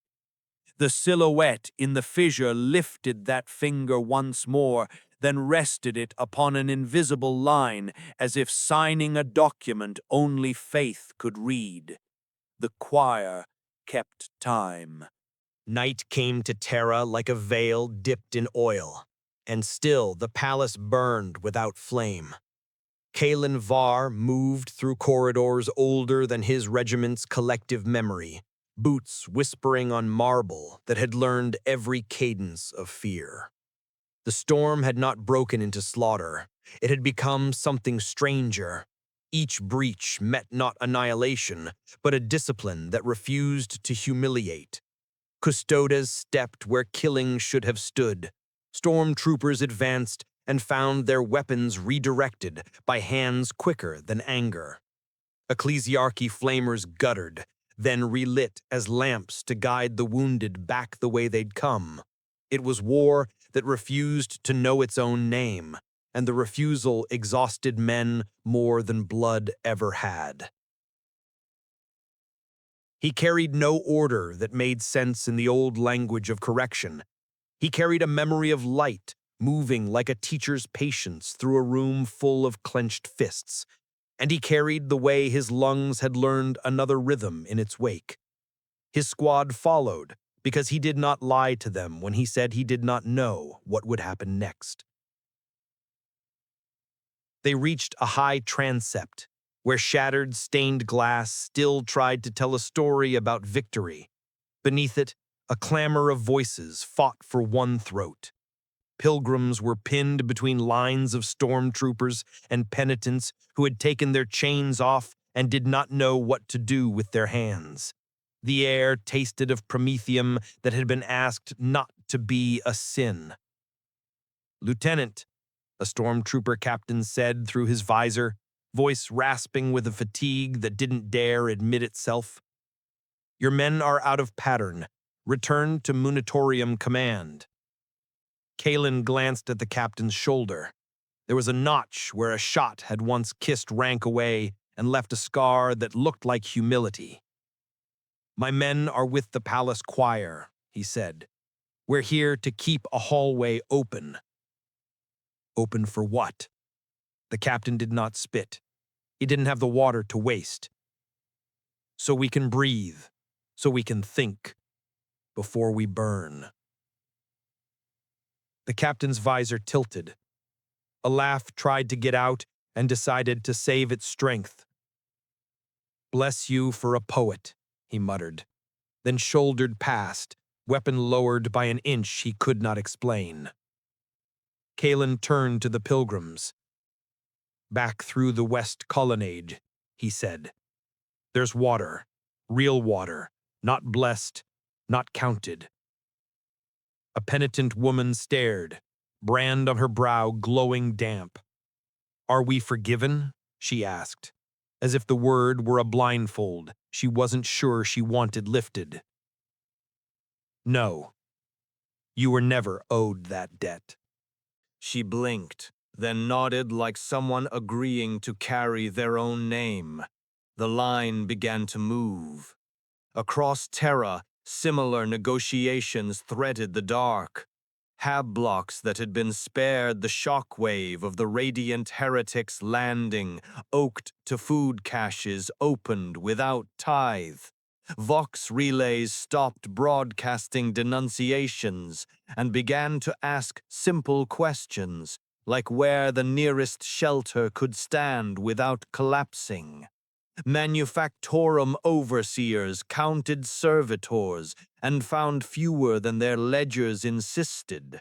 The missing had been escorted out into courtyards where the air smelt like stone instead of instruction. In the basilicas, preachers who had once measured their throats for the shape of certainty discovered they could whisper and be heard. And then the silence came. It came not as absence, but as a fullness that pushed words into the corners. Astropaths sank to their knees and clutched their skulls because the Astronomicon had become clean enough to be unrecognizable. Vox traffic flattened like a tide going out. Even the engines that Sarah 6 had taught to listen stopped humming their new song and held breath for a count the world did not know how to keep. In the sanctum, the silhouette in the fissure sat very still, and the breath that had been ruinous became almost gentle. The radiant heretic stood above it like a lantern that had decided against arrogance. Sarah's hands hovered over the drum, shaping a rhythm so faint it felt like a memory of footsteps in an empty house. The Inquisitor listened with her eyes closed and felt something she had not allowed since she burned her first heretic.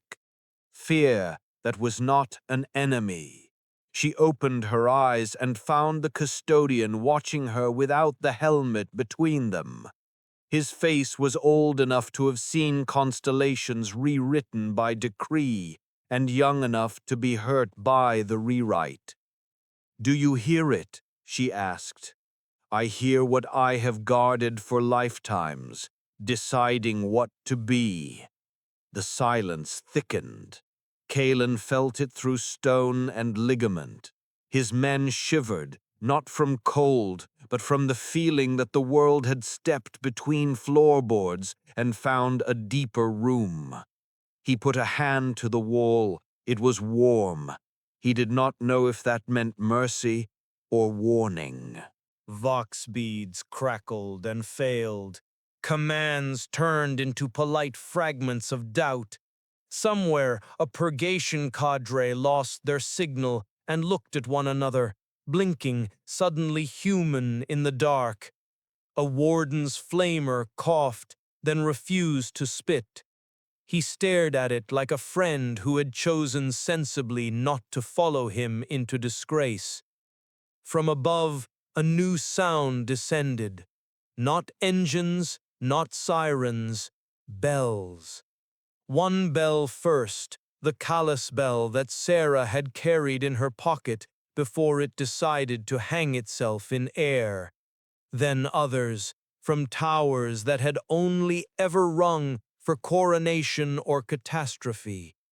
They tolled a note without ceremony, one that did not ask anyone to kneel. Their vibrations walked the avenues like careful giants. The silence broke, but not into noise. It broke into listening. Across the palace, custodial vox grills slid open. Servitors paused mid-sweep. In the chambers where deaths were tallied and welcomed as proof of loyalty, scribes set down their quills. The Emperor spoke.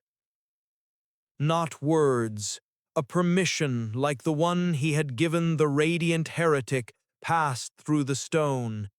It was smaller than prayer and larger than law. It allowed the next breath. It allowed a choice. In the Imperium, something old snarled. The four wrong stars turned uneasy. The permission did not taste like food. The Inquisitor bowed her head. It felt like penance and none of the shame. She said, "He is not angry. He is letting go by a fraction." Sarah did not answer. She dared not disturb the hinge she felt turning under her palms. Kalen looked at his squad. They stared back with eyes that had been taught to look only forward or down. He said, "We hold the hall. No one burns. No one kneels another into the dirt. If they press, we redirect. If they ask, we answer. If they curse, we do not swallow it." "Lieutenant," one of his men said, voice shaking. Who do we serve? Kalen's mouth emptied of the words he had used his whole life like rations. He discovered hunger where certainty had been, and with it, a better kind of strength.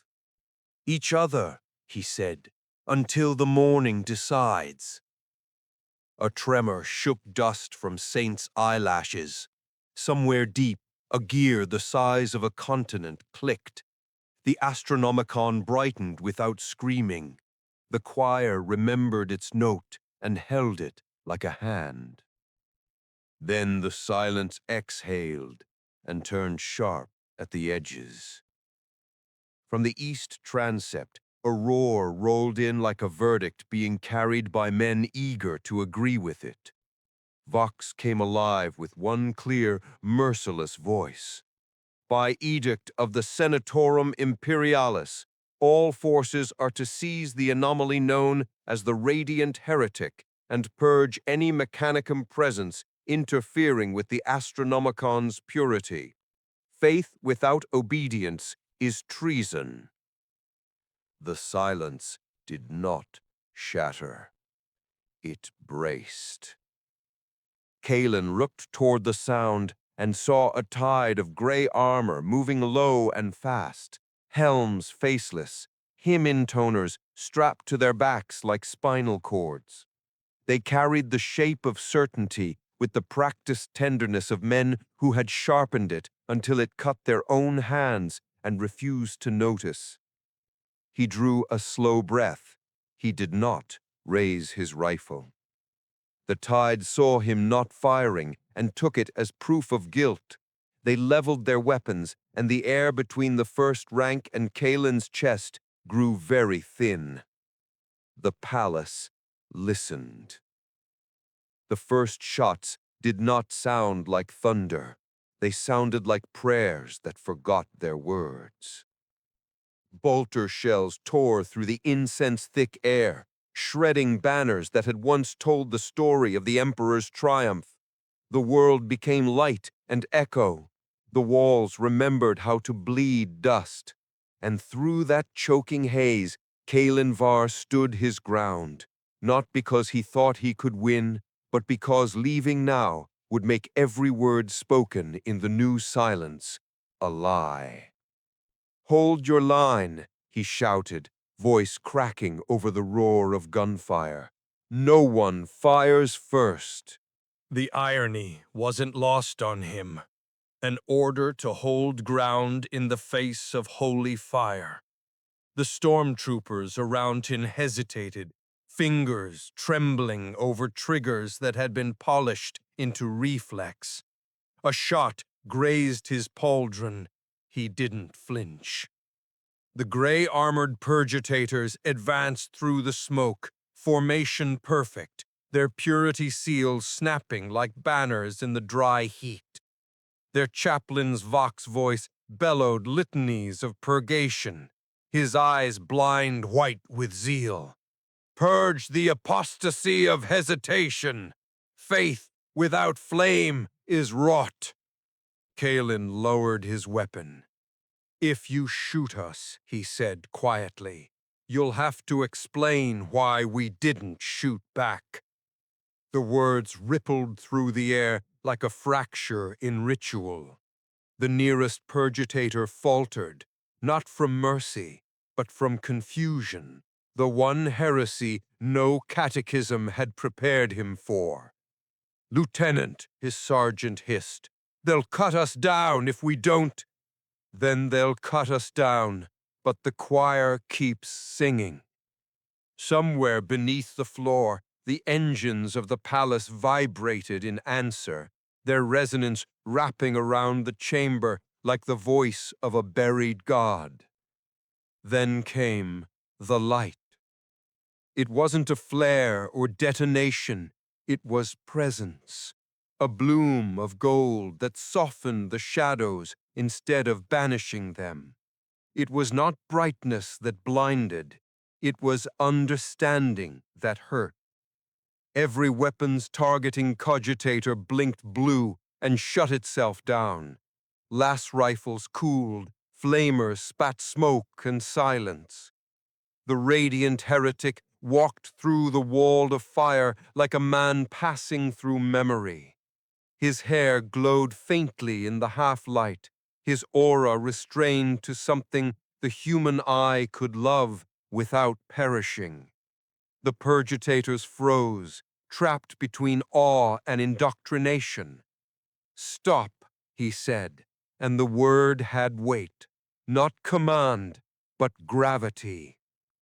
The chaplain stepped forward, roaring, swinging his crozius like a thunderhead. "Blasphemer! You speak as if equal to the throne." "I speak," the heretic said, "as one who listens." The chaplain struck. The crozius connected, but instead of impact, there was a sound like glass sighing before it melts. The weapon dissolved, not destroyed, but undone. Its atoms rejoined the air with the contentment of things finally allowed to rest. The chaplain fell to his knees, his faith unraveling in his hands. Kalen's men stood motionless. They watched their would-be executioner collapse into something smaller, quieter, still breathing. "Do not mistake stillness for surrender," the heretic said, turning his gaze on both sides. "Do not mistake obedience for faith." The purgator's ranks wavered. Their formation broke, not from panic, but from the unbearable weight of comprehension. The air shimmered between them and the soldiers of the palace, as if the atmosphere itself could not decide which side was light and which was shadow. From somewhere deeper in the sanctum, Sarah's voice came through the vox, steady and tired. "He's drawing energy from the choir itself. The throne is shifting." The radiant heretic closed his eyes. "He's listening. For the first time in millennia, he's listening back." The custodian standing sentinel near the fissure felt it like a tide entering his armor. The pain of centuries pressed against him. Devotion calcified into duty, duty petrified into myth. For the first time, he could not tell where his vow ended and his heart began. The Emperor's breath reached him, not in words, but in sensation. "Child, I am tired." The custodian bowed his head. His armor, once unbending, felt suddenly mortal. "Then rest, Father. We will not let your name be twisted while you sleep." The heretic turned his gaze toward the fissure, and the chamber dimmed to an aching gold. "He can't rest," he said. "The galaxy won't let him. Not yet." Sarah, still at her drum, whispered through the vox. "Then what are you doing?" he said. "Borrowing a moment." He raised his hand, and every lumen in the palace dimmed to a heartbeat's rhythm. The sound of the choir pulsed through the walls. Not war, not worship. Something older. The pulse of creation before anyone thought to call it holy. The soldiers in the hall, purgators, stormtroopers, penitents, all lowered their weapons as if responding to a gravity greater than fear. The sound washed through them, peeling away dogma like rust. Some wept openly, others stared, lost between duty and awe. In the warp, the chaos gods screamed, not from pain, but from recognition. The song reminded them of what they once were before names, It told them of unity before hunger, of love before division, and for an instant the warp flickered like a candle in the wind. Syra's hands trembled. The drum's tone was no longer hers. It had become part of the world's rhythm. "You're going to break him," she whispered. "No," said the radiant heretic, his eyes reflecting the golden light. "I'm going to give him a choice." The fissure widened. The silhouette of the Emperor, massive, broken, radiant, shifted within its glow. The throne's cables hummed as if alive. Every servitor in the room stopped breathing. The sound that followed was too large for speech. It was the sound of a god remembering that he was once human. Kalen fell to one knee, not in submission, but in reverence for something beyond victory. Tears burned his eyes. The custodian dropped his halberd, the clang echoing like a final hymn. The inquisitor, for the first time since her ordination, whispered a confession without knowing who could absolve her. The emperor's gaze turned toward the heretic. It was light, pain, forgiveness, and distance bound in one glance. "Why?" The radiant heretic smiled softly. "Because they still believe you're listening." The light flared, the world bent inward. And then silence. The kind of silence that feels like the breath between death and resurrection. The fissure dimmed, the light receded. The golden throne sat unmoving. The radiant heretic stood before it, eyes closed, chest still rising. "Did it work?" Sarah whispered. No one answered. The choir continued its low hum. Outside, the purgators had lowered their weapons entirely. In the streets beyond, pilgrims stopped shouting and began to pray, not to the emperor, but to something gentler, unnamed, that lived in the pauses between faith and fear. For the first time in 10,000 years, Terra dreamed without screaming. And the stars, those faithful sentinels of distance, burned just a little brighter, as if remembering an old promise. Sleep did not come to Terra.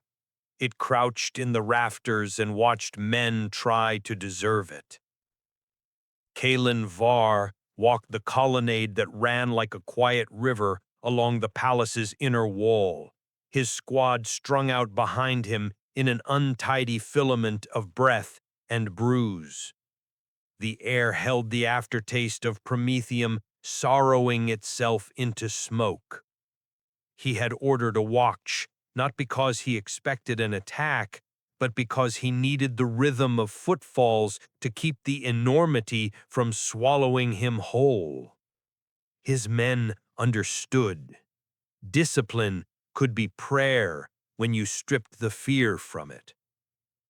In the inner sanctum, the fissure glowed with a sedate pulse, the color of old gold left in sunlight.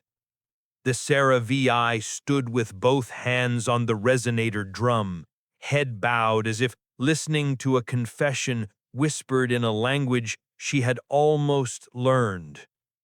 The custodian kept vigil with his helm under his arm. Without the mask of auramite, he looked carved by gravity, a face that had remembered how to be human a long time ago, and then had had to forget again.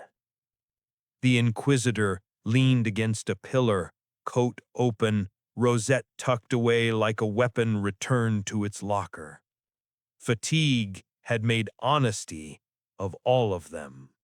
The radiant heretic sat cross-legged on the floor before the throne.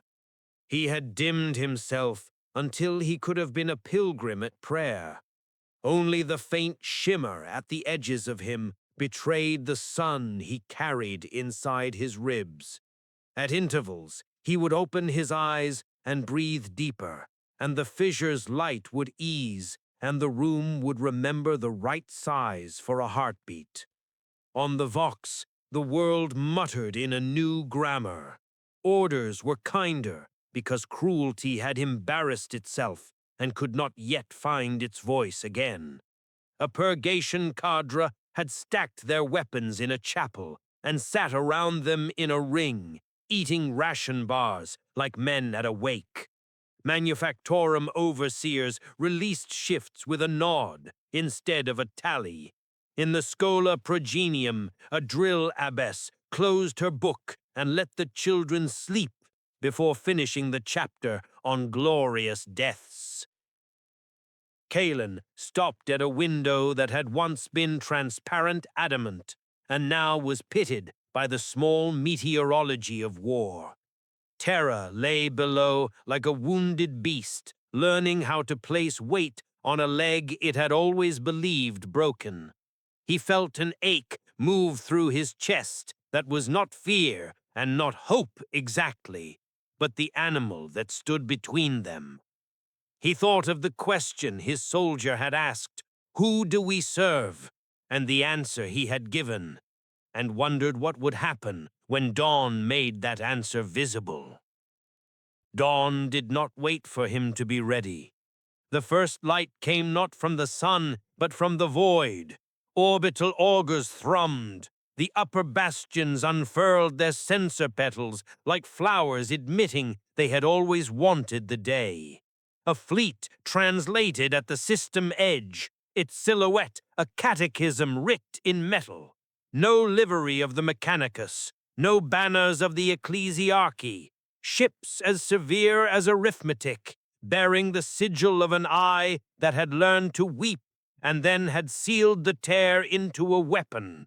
The Inquisition's high conclave in war array. Their message reached Terra not as vox, but as temperature. The air cooled, breath fogged in corridors that had never known winter. The words themselves came after, carved into every channel, every ear, every doubt. By the conclave's extraordinary writ, the anomaly is to be secured for the continuity of mankind's soul, collateral sanctified, dissent categorized as willing treason. All forces align or stand aside. The inquisitor in the sanctum closed her eyes when she heard it, as if remembering a younger version of herself who would have cheered. She said, "They mean well," and the sentence walked on broken glass back to her. The custodian did not smile. So do avalanches. Sarah lifted her head. "If they take him," she whispered, "the choir will forget the note we taught it to sing. Memory like this needs practice." The radiant heretic opened his eyes. There was tiredness there now, the dignified kind that comes from choosing to hurt for a reason. He stood without bracing. "They won't take me," he said. It was not pride, it was weather. Kalen felt his vox bead warm against his ear. A small son asked to carry too many voices. "Lieutenant," came the captain from earlier, the notch in his rank like a scar on the sound. "We are to cede the inner halls to conclave detachments. We are to remain as examples of compliance." "Examples," Kalen repeated. "Do we write the caption ourselves?" "Not usually." "Then we'll hold the hall," Kalen said. "Our example is that no one tramples anyone on the way in. If they insist, we will be very inconvenient furniture." He cut the bead before courtesy could make him a liar, then looked toward the sanctum. The radiant heretic had turned his face to the doorway, as if the arrival had already happened, and he were remembering it. Kalen's squad drifted into places they had not been told to occupy, and settled like stones that remembered the river could choose to go around them. The conclave's first spear did not bother with banners. They arrived with the efficiency of those who never doubted the righteousness of their minutes. Stormtroopers in matte coats that did not reflect light. Psychos flanked by sisters whose presence trimmed thought to a manageable silhouette. Augur servitors draped in scripture that was also code. Their leader came with no retinue at all, a woman whose face bore no scars because she had always been careful where she placed her fury. The rosette at her throat had been polished to a quiet that could be heard from across a room. She stepped into the sanctum and paused, as distant cold met the chamber's hard-won warmth. Her eyes took in the fissure, the drum, the custodian's unhelmed gaze, the inquisitor leaning like a confession against stone, the man of light who was not glowing. She let a small breath move through her lips. Designation. Purpose. He tipped his head. Names are the first cages. Let us agree to be careful. She did not look away. Careful is for surgeons and cowards. Which are you? Someone who does not want your god to die from trying to be everyone's ladder. One of the sisters shifted, the void of her presence puckering the air. The psyker beside her flinched, as if cut. The leader's eyes flicked toward the custodian. Will you stand aside, guardian? I have never stood aside. I have only chosen where to stand. Then choose, she said, empire or anomaly. He inclined his head toward the fissure. Burden, he said. I stand with the burden. A muscle in her cheek accepted the compliment without changing its mind. She glanced at Sarah's drum, at Kalen's untidy line of soldiers whose rifles hung like honest afterthoughts, at the Inquisitor who would not touch her rosette. Her voice dropped by a decibel, the difference between a command and a fate. Seize him. The sisters moved first, a silence that cut through sound. The psychers raised hands, already trembling with refusals they would later translate as zeal. Stormtroopers stepped, boots finding the beat the choir refused to play. Kalen lifted his hand. No one fires, he said, and knew he was too small to matter, and said it anyway. The radiant heretic did not flare. He did not raise his palm and dissolve weapons into air. He looked at the sisters and the psychers and the troopers and said, I will not hurt you. It was not a boast. It was a clause. The nearest sister reached him in 2 strides. She swung a blade, engineered to be the end of questions. It passed through his aura the way a memory passes through a name and comes out cleaner. The edge kissed his throat and found no purchase. Her eyes narrowed, not in anger, but in professional curiosity, as if measuring the angle at which reality declined to cooperate. She stepped to bind him with manacles designed for angels. They closed and fell open at the same time, unsure how they had gotten to either position. She blinked once. For a moment, the null field around her faltered, and in that moment the psyker beside her felt a shape like music touch the edge of his terror. He dropped his hand. He began to cry, not loudly. The sister's field steadied. She stared at the man weeping and did not know whether to comfort him or execute him. The indecision embarrassed her. The leader's jaw tightened. You will submit, she told the heretic.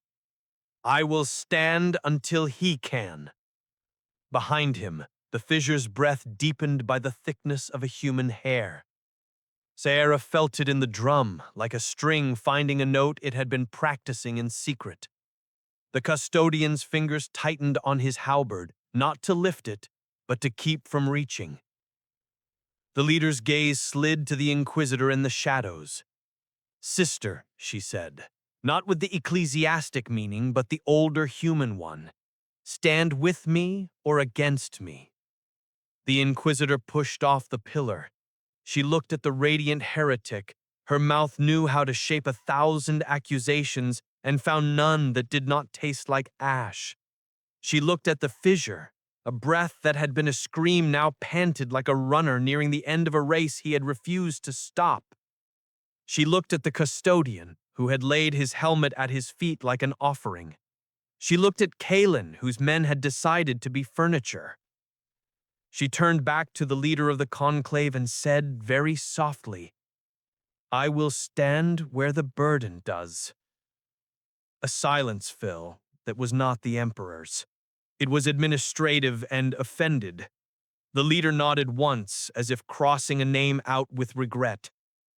You will be relieved of every office you have ever held, she said. Step aside or be made aside. The Inquisitor smiled, and the smile was younger than her scars. I have never been very good at aside. The psychers, faces pale as unpainted walls, lifted their hands again. The sisters moved, footsteps cutting holes in the music. Kalen's men held the line the way breath holds a chest together. Sierra pressed her palms to the drum and tried to teach 1,000 tons of machine to be brave by example. The radiant heretic looked up at the ceiling where light used to be, as if searching for the point at which a miracle should begin if one were coming. He found only stone, and within it, choice. He stepped forward. The sisters closed around him. The psychers reached for him with minds that had been taught to be weapons. The stormtroopers' rifles rose, obedient as morning. The fissure brightened, and for the first time since the world had found a word for empire, the breath beneath the palace did not sound alone. The first mind to touch him broke like a wave that had forgotten shore. The psycher's pupils dilated to eclipses. He saw not flame or trumpet, but a field at dusk and a figure standing in it, asking nothing. He reeled, sobbed once, an animal sound, and the sister's null aura folded closer to him like a cloak she did not realize she was offering. The second mind faltered sooner, turned aside by the shape of a refusal so gentle it did not leave a bruise. The third mind, proud and young, pushed harder and met not resistance, but a place to rest. He laid his forehead there for the length of a breath, and afterward could not remember the color of hatred with enough fidelity to reload it.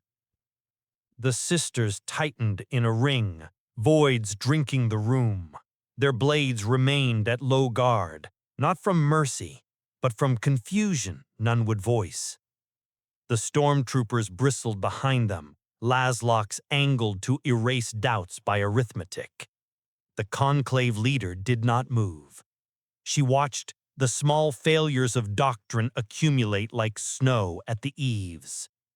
Sarah V. felt the resonator drum warm beneath her palms, the skin taking on a pulse that was not hers, and also was. The fissure's glow lifted by a fraction, as if the throne had inhaled without being told to. The custodian drew closer by a pace, as if large bodies could shield a prayer. The Inquisitor's hand hovered near where her rosette would have been if she had not put it away. Finding nothing, she clenched a fist that had learned how to sign warrants and discovered it could also sign courage. The radiant heretic stepped again, small, as humility. A sister barred him with her blade. He looked at the edge and the hand that held it. You are not a door. You are a path someone taught to stand still. Her jaw tightened. Discipline is a second skeleton and rarely breaks. But for a hair's width of time, her stance shifted. 1 foot light as if remembering dance. He passed her without touching. Bind him, the leader said, the words measured and exact, the kind of tone you use when a machine will not accept any other input. The manacles came again, nulls whining. They closed, and the world closed with them, and found nothing to hold. The metal hung around wrists that did not agree to be wrists. It fell, chimed on marble, and lay there like an argument past its due. Bolters thumped from the colonnade, warning shots, ritual noise to keep Thir domesticated. Kylan Var did not flinch. His squad kept their rifles low and their spines straight, a geometry that suggested doors wide enough for men to pass through without losing names. He said, "We hold the hall," and heard in his own voice the certainty he'd been rationing since childhood. We'll be furniture until the room remembers how to be a room. The conclave psychers rallied. Training is a river with deep banks. They reached again, fingers trembling, lips shaping syllables taught at the edge of nightmares. Their minds touched the heretic's aura and slid, not repelled, but redirected, like arrows gently turned to point at stars. One began to laugh softly because he suddenly knew the names of constellations his tutors had reduced to coordinates. Another vomited bile that looked like ink and said thank you without deciding to. The leader's voice lost a degree of temperature. She said, "This is not consent. This is subversion in the register of grace. To the sisters, change registers." The nearest null stepped forward, aura hardening. Space cringed around her like a sheet pulled too tight. The heretic's glow thinned until it was less than a memory of dawn. The fissure flickered. Sarah felt the drum stiffen, its tone flattening toward a death she had spent a day unteaching. "Stop," Sarah said, and the word felt like a scrap of cloth in a furnace. "If you collapse him, the throne will take the weight back alone." The leader answered, "Our mandate is to preserve purity." Purity is a word metals use when they forget what alloys are for, Sarah said, and knew she had just made herself smaller than a footnote.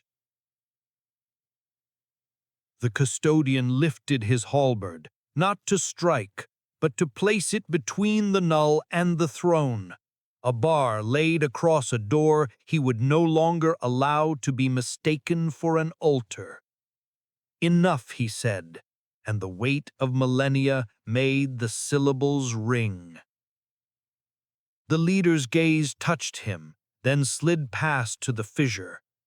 For the first time, a line crossed her brow. Doubt arrived, looked around, and took a chair too close to duty to be uncomfortable. She raised a hand to signal escalation. The palace moved first. A tremor rolled through stone like a remembered birth. The vox organs swelled on a breath they had not been instructed to take. From somewhere far beneath, a note climbed, not catechism's pitch, no war hymn's bellow. It was the sound of an engine deciding to live for reasons beyond orders. The Astronomicon brightened, not to blind but to see. The fissure's light lifted as if a hand had steadied an old man's shoulder. The radiant heretic turned his head slightly, listening to the new interval as a shepherd listens to rain on distant hills. He exhaled. Hold it, he told the machines, the throne, the men, the sky. Chaos heard. The warp, that old theater of appetite, hissed. Corn's roar dulled, confused by blood withheld. Nurgle's garden paused its contented rot, flowers of disease turning their faces from a sun that was not theirs. Slanesh stared into a mirror and found it reflecting patience. Zinch leaned forward, delighted and furious, as a plan larger than his smirked and refused to be diagrammed. Around Terra's soul, a pressure gathered, the weight of attention from things that had forgotten how to bless. The Null Sister advanced, void flaring.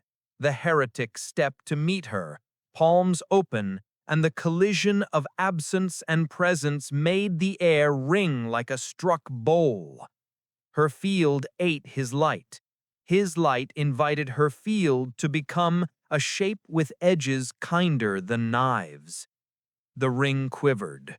For an instant, the Null saw herself at 6 years old, asleep in a schola bed, dreaming of a beach that no law had ever catalogued. The memory fled, ashamed of softness. She hardened. He gentled. The ring held. "Stand down," the conclave leader said again, quietly now, and the order did not know whether it wished to be command or mercy. "Stand with," the inquisitor said, more quietly still. Kalen's vox clicked, a ghost of a circuit unclosing. A voice from outside, raw with the day's new grammar. "Lieutenant, crowds in the lower courts. Astra Militarum detachments refusing to fire into civilians.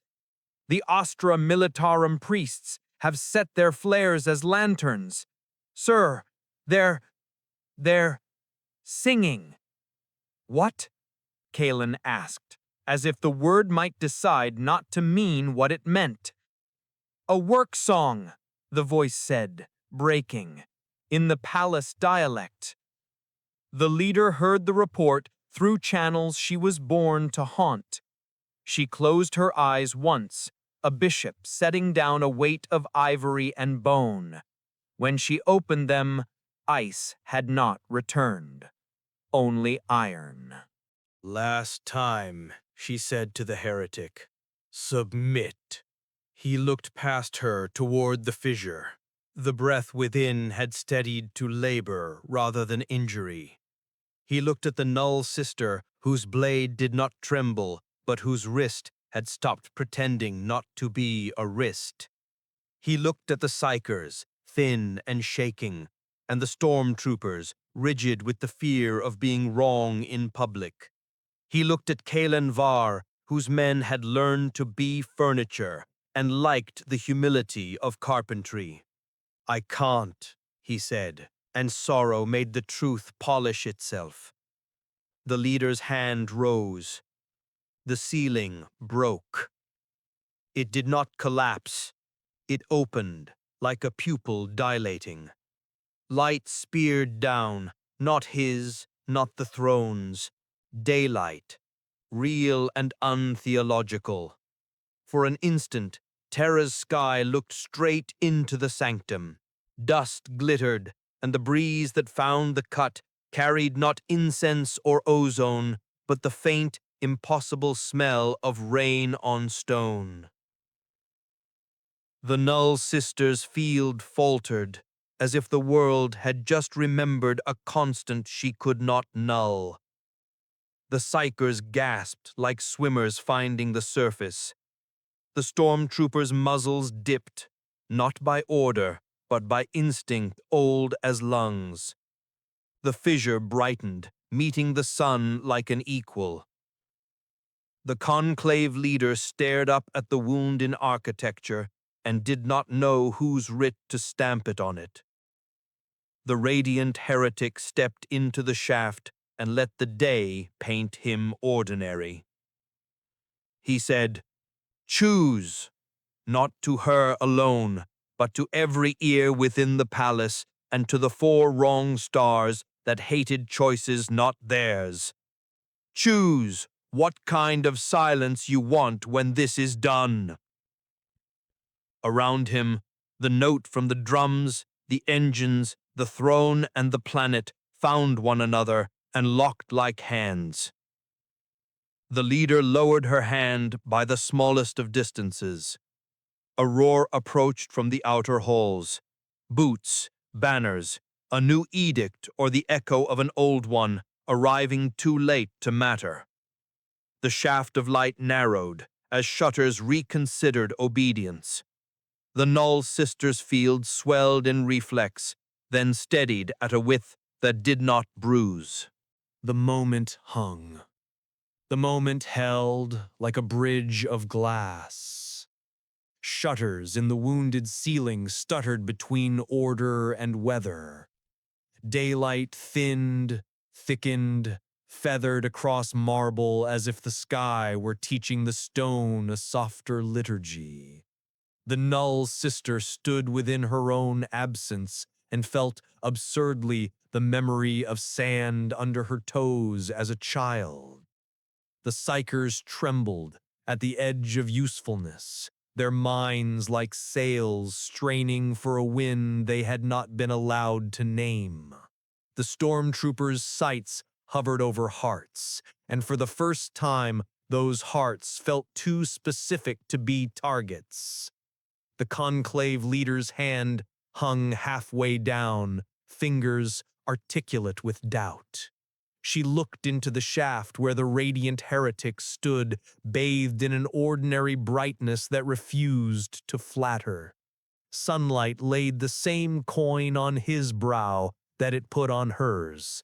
Equality was the blasphemy no edict had prepared to parse. "Commander," crackled a distant vox in her collar, thin with altitude and judgment. "Execute the mandate. The conclave observes. Purity requires spectacle." She closed her eyes, and in that darkness saw an older self laying seals on warrants, a younger self passing exams written by hands that feared the dawn. The word spectacle hurt like a splinter under the nail of duty. When she opened her eyes, iron had returned, not the old brittle bar, but a beam laid with care. "My writ is continuity," she said, not to the collar, but to the room. "Continuity cannot be forged out of a silence that screams." She lowered her hand the rest of the way and let it fall open. The sisters did not sheathe their blades, they simply stopped advancing. The Psychers let their hands drop, palms raw with restraint. The stormtroopers exhaled. Several discovered, unprofessionally, that they had been holding breath. The vox in her collar hissed, scandalized. "You misunderstand your office." "I have just now met it," she answered, and turned her face away from the voice that would one day sign her death for treason or thank her without a signature. Kalen Var felt the change travel through the hall like warmth from a brazier restored. His men loosened by invisible increments, not slovenly, not lax, just human in posture again. Some of the penitents in the back row reached for one another's hands and did not flinch when touch failed to draw fire from the air. Sarah V6 pressed her palms to the drum and hummed one note that was not for machines, but for throats. The choir answered, low and patient, an undertone that allowed conversation to grow above it without being drowned. The fissure's breath settled into labor. A midwife would not fear. The custodian stepped beside the conclave leader. He did not salute. He shared a silence with her, both of them facing the shaft of day. "You have chosen a harder war," he said. She nodded. "If it breaks me, let it not be for the wrong thing." From the outer halls, the roar reached the doorframe. Boots, banners, the hot tin flavor of new orders. A wedge of purgation cadre shouldered into view, helms bright with certainty, crosy raised like punctuation marks intended to end a sentence written before today. They saw the arrested tableau, the man of light haloed by untheological sun, the custodes unhelmed, the inquisitor unbadged, the conclave leader unperforming obedience. Their voices stumbled. "Stand aside," their marshal barked, needing the world to rhyme, or be. The word judged never arrived. The palace spoke first. A bell tolled, one, then two, then a family of notes, like a city remembering its name. The sound threaded the colonnades and entered armor as if it were a staircase leading down into the chest. The vox organ swelled, not to shout, but to accompany the breath beneath the throne. The air tasted faintly of wet stone, as if someone far away had opened a door to weather. The marshal hesitated on the threshold of spectacle. He had dreamed his whole life of a moment when righteousness would need him. He had not pictured being asked to be quiet. His Crozius lowered without his permission, like a flag at the end of a long day. "Marshal," the conclave leader said, her voice ash-sweet and even, "by my authority, your mandate here is stayed. Purity will not be proven by noise." He stared at her rosette and saw not an emblem but a mirror. He saluted, because the body sometimes chooses trust before the mind. "Under protest," he said, and for once the word did not mean he planned to undo it later. The radiant heretic stepped down from the shaft as shutters kissed and sealed. The day withdrew from the sanctum, leaving behind a memory of blue that stained the room's darkness like ink. He passed within a sword's length of the sisters. One of them, eyes at last more human than doctrinal, said, to her horror and relief, "If you are a god, be careful." He smiled like a man thanked for carrying water. He came before the fissure and sank to one knee, not in worship, but in the posture of a worker approaching a damaged beam. He placed his palms in the light. It climbed into his hands like a patient animal nursing on a kindness it did not trust yet. "Hold," he murmured to the machinery, to the will behind it, to the men and women inside hearing distance and beyond hearing's reach. "Hold until morning." In the warp, a storm peeled back its lips, found its teeth filed dull by a song it could not swallow, and moved away to find an easier shore.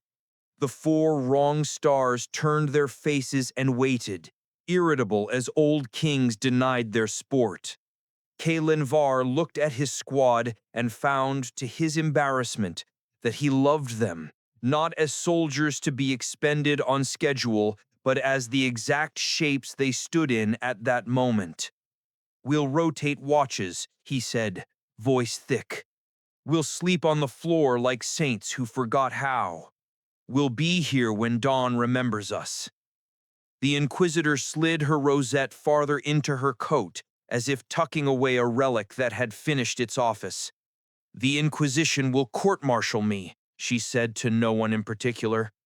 "Probably," the conclave leader replied. "If there is a conclave like that tomorrow." They almost laughed. The sound would have been indecent and holy. Time passed in the work, the holding.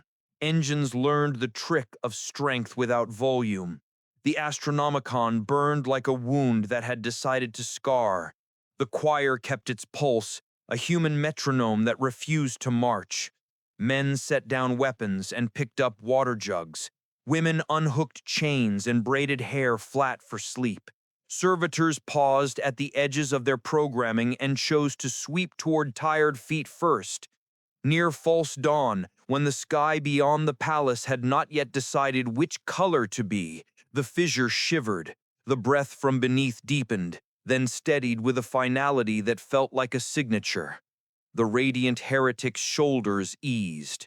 Sweat had slicked his brow, the light at his edges guttered and renewed, like a candle allowed to be a candle. He rose and looked around the room with eyes that were not triumphal, only grateful. "Morning will test this," he said. "Morning is always louder." "Then we will be inconvenient furniture again," Kalen answered. Sarah's smile was small and unarmored. "The machines remember." The custodian lifted his helm and did not put it on. The conclave leader touched 2 fingers to the drum, as if petitioning to learn something her rank had never taught. The Inquisitor leaned her head back against the pillar, and for the first time in decades, slept without dreaming she was being chased. Outside, over Terra, the sky lightened, not with miracle, but with the exact mercy of a star doing its job. The Emperor did not speak. His silence, for the first time in 10,000 years, did not feel like absence. It felt like trust handed to a world that would either honor it or fail and try again. Kalen closed his eyes against the clean ache of that possibility. In the distance, beyond the palace and the waking manufacturer, something vast turned in the Imperium, an eddy, a hinge, a door testing its frame.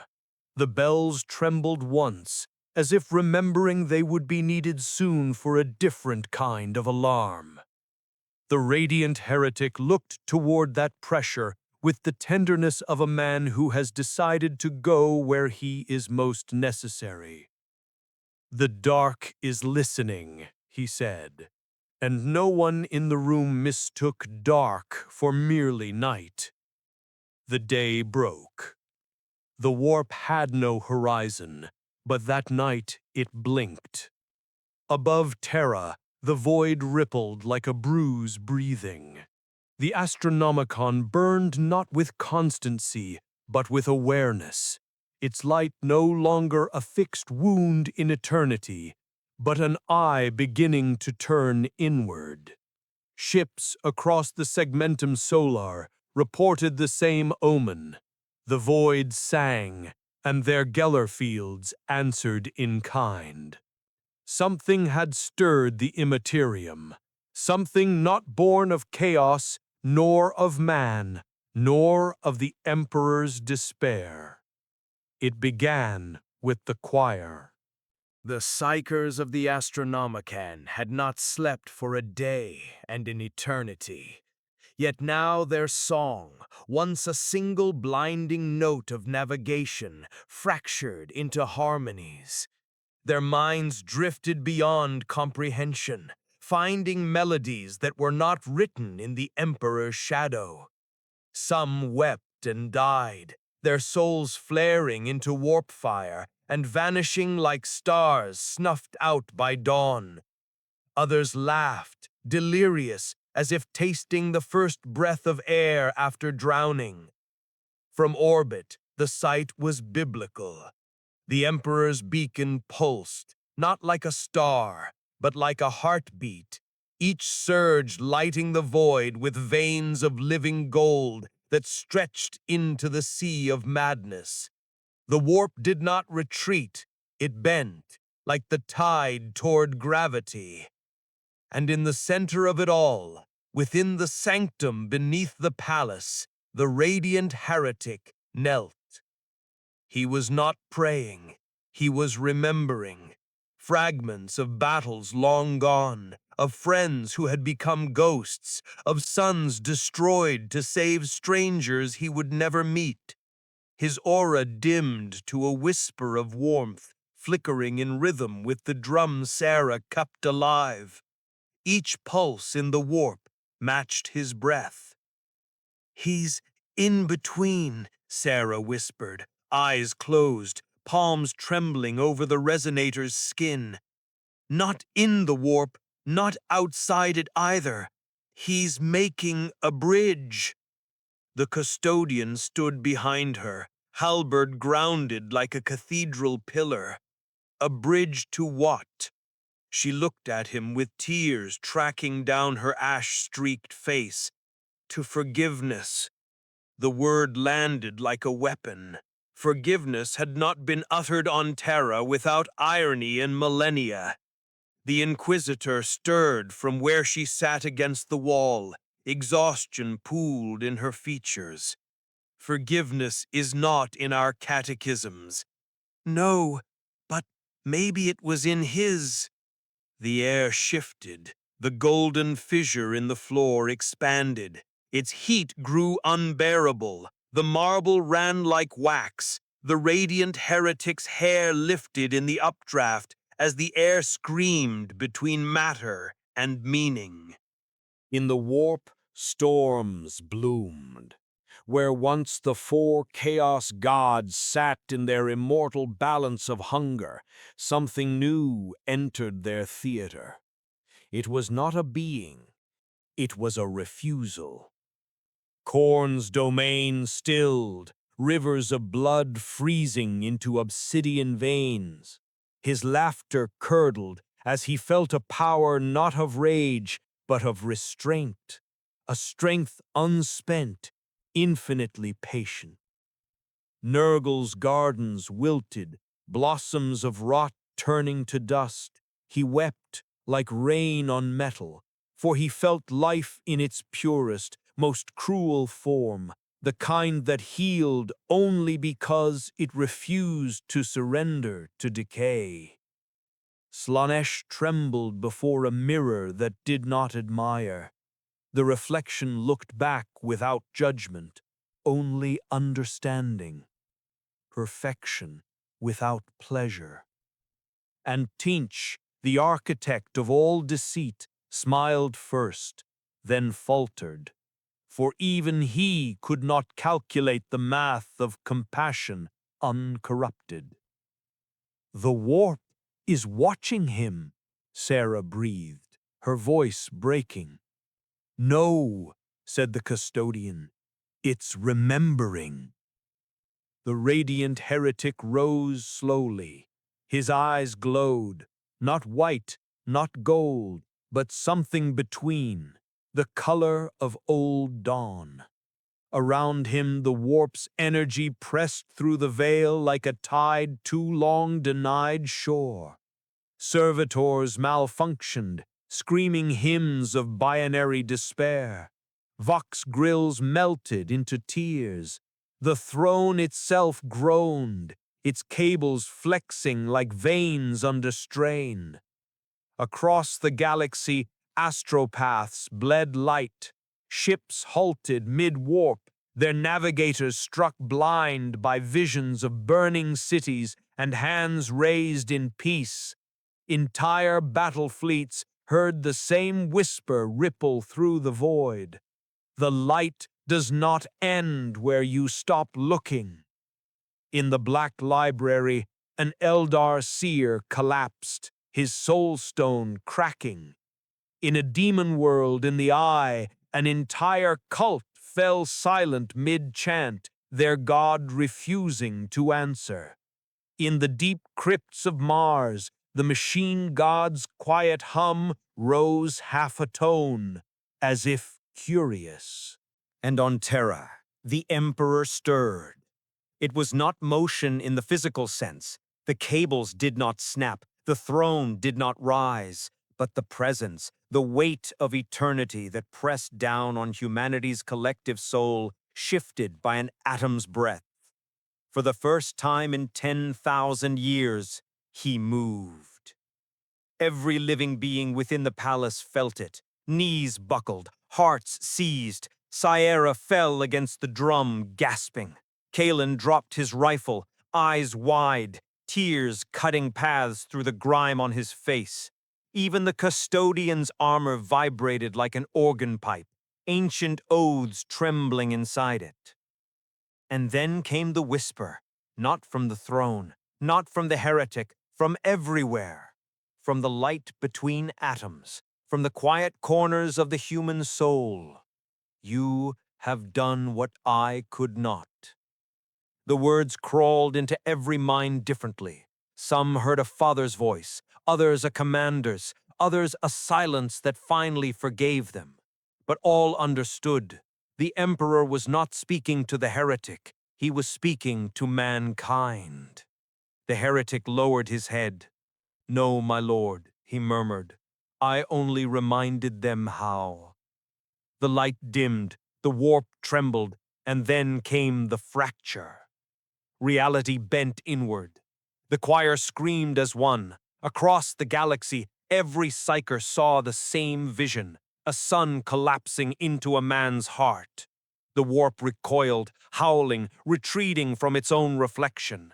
Every daemon on every battlefield faltered mid-roar, clutching its essence as the Imperium rippled like glass under heat. Sierra's drum cracked down the middle. The sound it made was not pain, but birth. And in the midst of it all, the radiant heretic stood unmoving. His aura flared until the chamber was a star. The custodian fell to one knee. Kalen shielded his face. Sarah screamed his name, but the air devoured sound. He looked up at the fissure, at the throne burning with restrained agony, and spoke not as God nor Savior, but as man. "Let go." The throne obeyed. A beam of light surged upward through the sanctum, piercing stone, atmosphere, orbit, rising into the warp like a spear of faith too pure for hell to consume. And beyond the veil, the chaos gods watched it go, their empires trembling. Something was coming for them. Something that looked like man, but remembered how to forgive. The spear of light drove upward, and the warp folded around it like fabric drawn through a ring. For a heartbeat too large to measure, everything took the shape of listening. The Imperium's weather, madness, appetite, echo, stilled to a surface so tense it remembered what water had been before the first scream fell into it. The beam did not cut, it invited.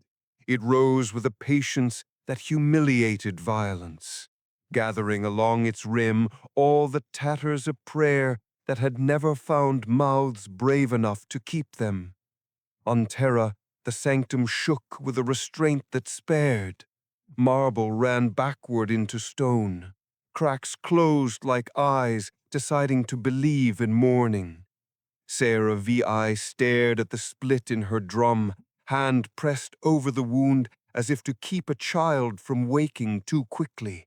The custodian's gauntlets creaked against the haft of his halberd, the old weapon becoming less a sentence and more a staff.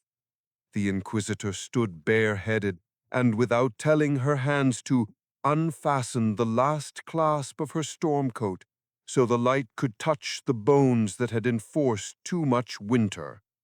Kalen Var and his men watched the beam ascend through the roof that was also the sky, faces upturned like stone that had waited centuries for rain. None of them spoke. They did not have the breath to squander on anything less than awe. In orbit, the high conclave ships reeled as their augurs filled with music. Captains clutched rails gone warm with meaning. Vox officers who had trained their voices to be weapons swallowed and found their throats repurposed as instruments. Words arrived that did not demand obedience to make sense. A single flagship, its bridge a chapel of oaths, dimmed its lumen strips and opened its shutters to the beam. The commander wept into his gloves and did not bother to hide the stains. Beyond Seoul, echoes leapt system to system, a rumor traveling faster than fear. On Cadia that was, memorial stones warmed like living hands. On Makraj, a librarian sat bolt upright, tears burning tracks under his eyes as a vision of restraint strong enough to break a sword passed through him. On Baal, red skies trembled with a hunger recalled and refused. Somewhere in the void between segmenti, a black ship bled open its hatches, and for an unregulated hour the psychers within slept without screaming, their keepers too busy crying to ring the alarm. In the eye of terror, the old theater rose to its feet. Korn unsheathed a silence that had nothing to do with mercy and everything to do with insult. He inhaled and found the scent of war thinned by men who chose not to strike. His citadels flexed and cracked, mortar leaching as if blood could forget its task. Nurgle's swollen orchards shivered, fruit turning to clean husks. He lifted a rotted hand and caught ash that had once been his favorite blossom. It sifted through his fingers like time he had thought loyal, and his wheeze sounded for a moment like a father remembering a child's first unassisted step. Slanesh approached a mirror that always loved them. The surface returned not adoration, but recognition, the kind that neither flattered nor punished. Perfection without applause. They had no word for the ache under that. Tinch stacked probabilities into a tower, leaned his weight against it, and felt the structure shrug as if it had been built this time from a material he did not own. He smiled the way a storm smiles at a mountain, and began to count again from a number older than numbers. Across that impossible sea, other eyes opened.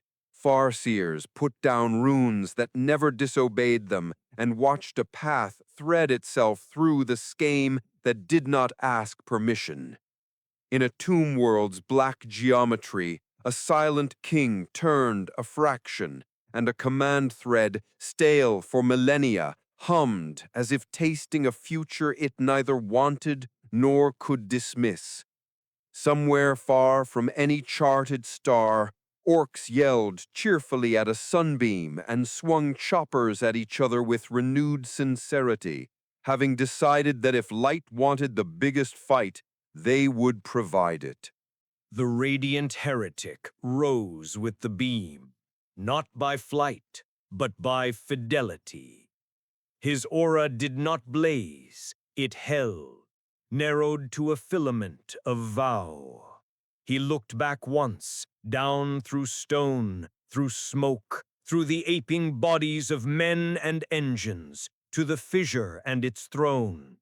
The breath there was steady, labor honest. He exhaled as if setting down a weight and reached up into the place where up stops meaning anything. "Hold, Terra," he said.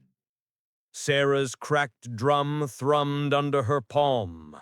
The choir took the note like a relay taking flame and refusing to be burned. The custodian inclined his head, a king's promise made without audience. Kalin touched two fingers to the marble, Then to his throat, "We'll be here," he whispered, and discovered he had always meant it. The heretic stepped into the warp. The transition did not tear, it learned. Colors that had only ever been verbs settled into nouns long enough for a path to appear. The Geller skin of reality thinned, then thickened around him like a muscle choosing to flex for use rather than fear. Noise became chorus, screams learned harmony. Those that would not learned how to be quiet without dying. He walked. The warp walked with him, as a crowd sometimes chooses to be audience rather than mob. Shadows came, forms without origin, teeth without mouths. They encircled him like arguments. His light did not slash. It listened until what was not true found nowhere to stand. One shade tried to touch his shoulder and felt, for the length of an apology, the warmth of a hand that had lifted others from rubble. It evaporated, relieved. A greater thing approached, wings stitched from vows broken so often they had learned their own grammar. Its name had been traded for power until only hunger remembered how to tell it. It raised a blade made of triumphs that had shamed the victors.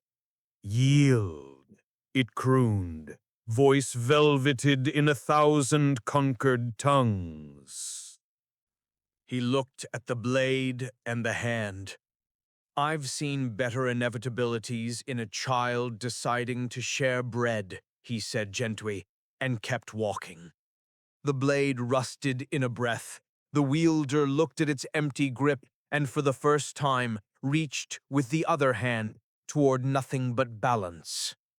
Behind him, the path stitched. It did not close, it healed. On Terra, the conclave leader stood at the sanctum's threshold and watched the ceiling where the beam had passed. Her collar hissed with higher edicts, scalding her ear. She took the device between finger and thumb and lifted it away like a thorn. "Continuity is this," she said, to no one and everyone, and set the collar on a plinth as if it were a relic of a saint who had retired. "Reports?" she asked, and Kalen's voice answered from the colonnade. "Astra Militarum units holding lines without firing, the Ecclesiarchy sending bread, Manufactura running at half cadence because men had been told to sit and breathe before they lifted again." Sierra added, "Engines steady, the Astronomican clean, the choir remembering the low note as if it were a friend's name." The custodian turned his face toward the world beyond the palace. "He will draw attention," he said, and the understatement trembled like a wire under load. "Yes," the Inquisitor said. She rolled her rosette between finger and thumb as if it were a coin she might or might not spend, and finally slipped it into a pocket that had not been made for it. In the warp, attention arrived, like weather, armed with biographies. Corn hurled a continent made from battlefields. It broke around the heretic like surf around a pier built by grief. Nurgle offered rest.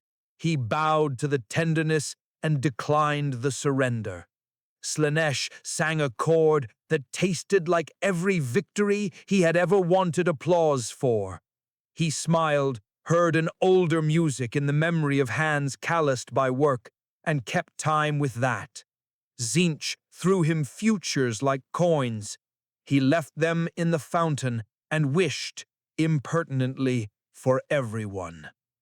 Far ahead, the beam tapered to a point. Not an end, a door.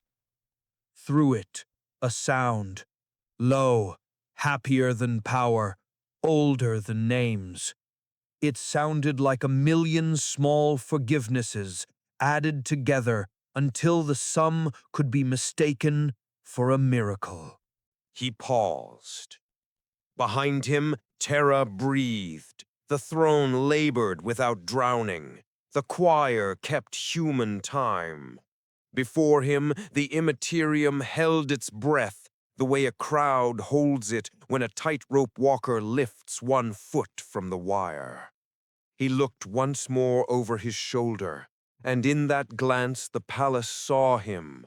For an instant, the sanctum was a window, and every watching soul caught the shape of a man in a sea without shore who had decided not to be swallowed. "Hold," he said again, not because they needed reminding, but because he did. And then he stepped through the door. The door was neither open nor closed. It was an idea, one the warp had never dared to dream. When the radiant heretic stepped through, reality paused to witness the event. The currents of madness, thought and dream, those tides that obeyed no law but hunger, bent inward to look upon him. The Imperium, for the first time since its birth, listened. He did not fall. He descended, slowly, as if gravity itself sought permission. Around him, the warp bloomed in impossible colors, a cathedral built from emotion. Every hue had meaning, grief forming staircases, mercy solidifying into bridges of light, and old hatred collapsing into dust. His aura no longer radiated, it remembered. It was the memory of light, not its tyranny. Through the veil he saw them, the gods that had once defined corruption. Khorne towered upon his citadel of skulls, rivers of blood falling silent beneath the weight of something stronger than rage. His molten eyes fixed upon the heretic with the bewilderment of a beast that had just realized it was caged by its own teeth. "You come to judge war?" Khorne rumbled, voice cracking planets into ash. "No," said the heretic. "I come to end its reason." The blood god lifted his axe, but when he swung, the weapon dissolved, not in flame, but in forgiveness. It turned to dust between his fingers, and Khorne roared, not in anger, but in confusion. For in that instant, he felt a mercy too alien to strike back. In the gardens of decay, Nurgle turned from his cauldron. His jolly rot stilled. The flies fell silent. Ah, little light, you would cleanse what must feed the cycle. Without me, they will fear life itself. The heretic walked among the dying blossoms. "You do not feed life," he said softly. "You feed despair and call it balance." He knelt beside a wilting flower, its petals gray as bone. With a breath, he filled it not with purity, but with choice. The flower trembled and bloomed again, not with gold, but with green, real and flawed. Nurgle recoiled. That is imperfection." "It is life," said the heretic. Across eternity, Slaanesh watched in fascination.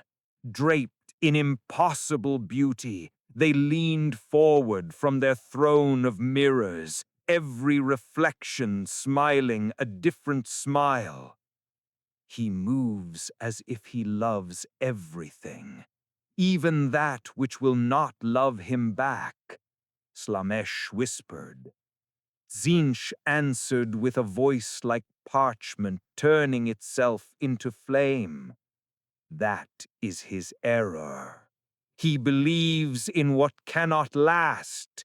Even now, his timeline collapses. His compassion will break him. But Slanesh, for the first time, frowned. Or remake us. The warp trembled again, an ocean discovering it had shores.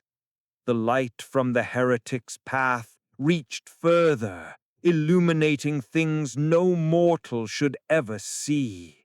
Souls of the forgotten dead, floating like embers. Half-born daemons dissolving into their first tears. The echoes of prayers that had never reached Terra, now finding their way home. He walked deeper. At last, he came to the place where thought ended. The realm of Teasinch spread before him, a palace of infinite stairs, each leading to a future that had already betrayed itself.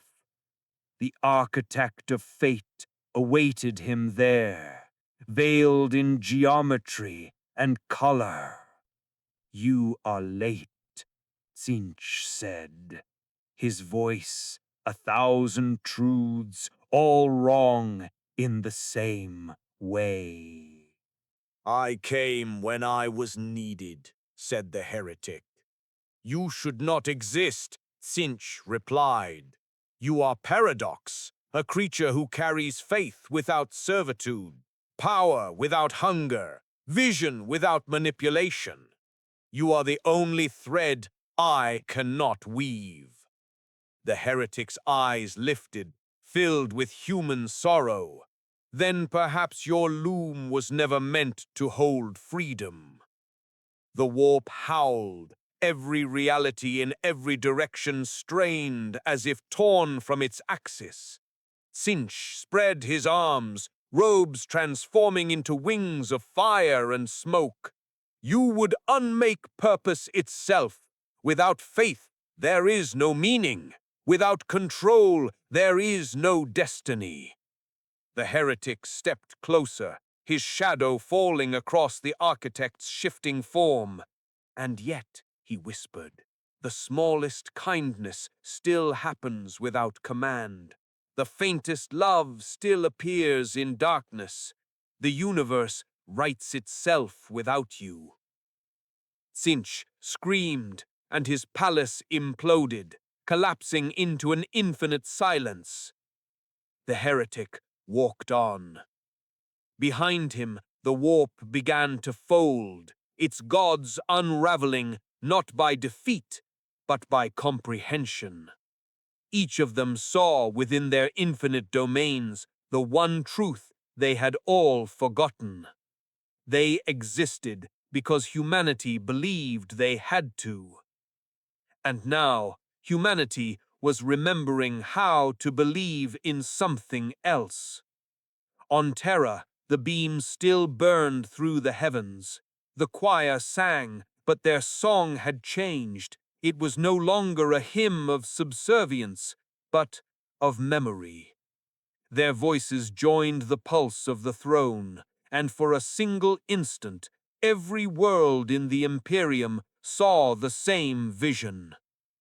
A man kneeling before a dying god, not as servant nor conqueror, but as equal. Kalen fell to his knees. The Inquisitor clutched her chest, overwhelmed by a sensation she could not name. The custodian bowed his head in reverence, armor trembling with quiet tears he would never admit to shedding. Sarah's broken drum sang without her touch, humming with light. Then all at once the beam shattered. The light became rain. Golden droplets fell across Terra, across void and starship and world. They did not burn, they healed. Where they landed, corruption receded. Servitors wept oil like blood turned pure. Cities paused their noise. The vox grills and a billion prayers filled the air with a single phrase in every tongue, every dialect. He walks in the storm, and the storm remembers him. In the warp, the heretic raised his gaze.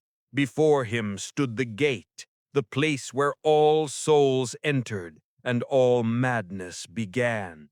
It was not a door of gold or light, but of reflection. Within its surface, he saw not himself, but humanity, broken, violent, reaching, praying, failing, enduring. He smiled. "Then this is what you are," he said softly. "Not gods, not monsters, just the endless will to try again." The gate pulsed, its light touched him, and for a heartbeat he felt everything. The birth of stars, the death of empires, the laughter of a child who would one day die nameless in some war none would remember. It was unbearable. It was perfect. He took one step forward, and the warp screamed his name. Goku!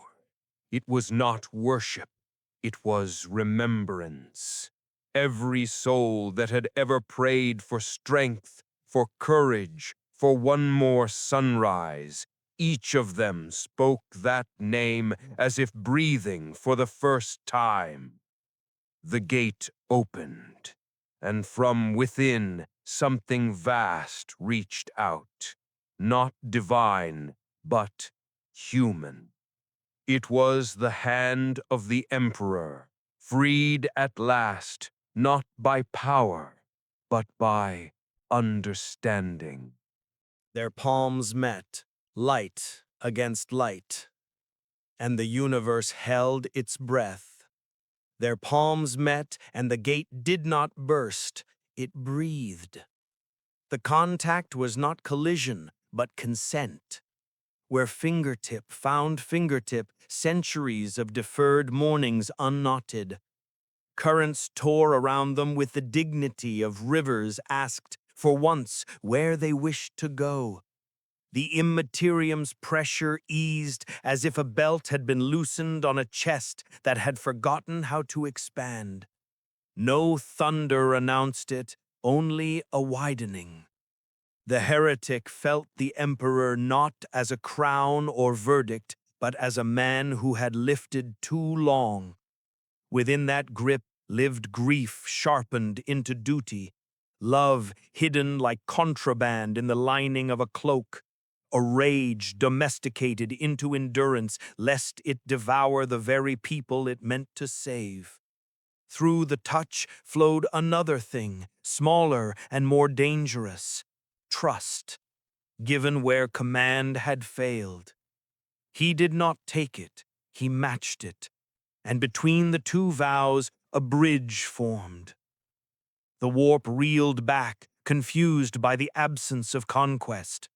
Where it had expected a god to rise and seize, it found two hands agreeing to carry. The gate's mirrored plane shivered, and across its surface humanity appeared not as a choir of identical faces, but as a tide of particularity. Scarred foreheads, children with crooked teeth laughing in hab-alleys, soldiers sleeping sitting up, preachers with hoarse voices discovering silence, machinists wiping oil from a saint's fingerprint on a flywheel, a mother lifting her ration cup like a chalice because it would be enough, because she said so. The emperor's presence trembled once, like a man half standing from a chair and deciding finally to let someone else take the other arm. I held to keep them from drowning, he sent. Not an excuse, a fact. I did not teach them to swim. The heretic's answer traveled without words. He showed mornings on 1,000 gutters where men did not fire and no epic noticed. He showed Sarah's drum keeping time. He showed a custodian setting his helm down like an apology. He showed a line of soldiers who had learned to be furniture so a hallway could remember it was a hallway. They can learn, he sent back, if we stop teaching fear its catechism. Something like a laugh passed along the link, not amusement, but relief unstitched. It was brief and unspectacular and holy. The gate brightened, then thinned, and through it came a tide not of demons but of refusals that remembered their origin. Battles once lost to hatred replayed in quieter key. On Armageddon that still bled, orcs paused mid-bellow because a new red sunrise made even them look up. In a hive where names rot faster than fruit, a gang leader put down a chain and picked up his sister. An astropath dying on a black ship inhaled once without knives and smiled, ashamed of how sweet air could be when no one could see you being weak. Korn felt the drain first, not of strength, but of audience. Rage without witness becomes fatigue. He bellowed to call his legions and heard, in the echo, the sound of men choosing to grind their teeth and keep working. His axe hand twitched. The weapon did not melt. Mercy did not humiliate him twice, but its edge remembered smithing and softened by a fault line no artisan could chart. Somewhere deep in the citadel, a single skull cracked, not from a blow, but because the jaw beneath it unclenched. Nurgle lifted a ladle heavy with consolations and saw the broth's surface clear. Disease remained, honest, tragic, real, but the despair that fattens rot thinned. A fly landed on his wrist and cleaned its legs with almost fussy attention, as if preparing to attend a birth. His chuckle changed timbre. The sound would still frighten children. It would not lie to them.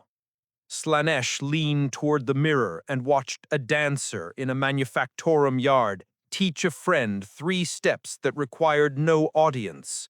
Pleasure that did not perform for applause tasted unfamiliar, and, to their private shock, good. They reached with a hand that had always expected adoration and felt, for one heartbeat, the quiet thrill of being unobserved. Their rings did not dim, they simply fit. Zinch gathered futures and threw them like birds to see which would return. Most circled and settled in his hair the way secrets do when they have found a climate that suits them. A few kept flying. He tracked them, curious and offended, as they vanished toward horizons he had not purchased. Improper, he said to no one, and began to draft a grammar for a language that would not be taught. The heretic looked down the bridge to its far shore, Terra, where the palace thrummed like a heart practicing a steadier rhythm.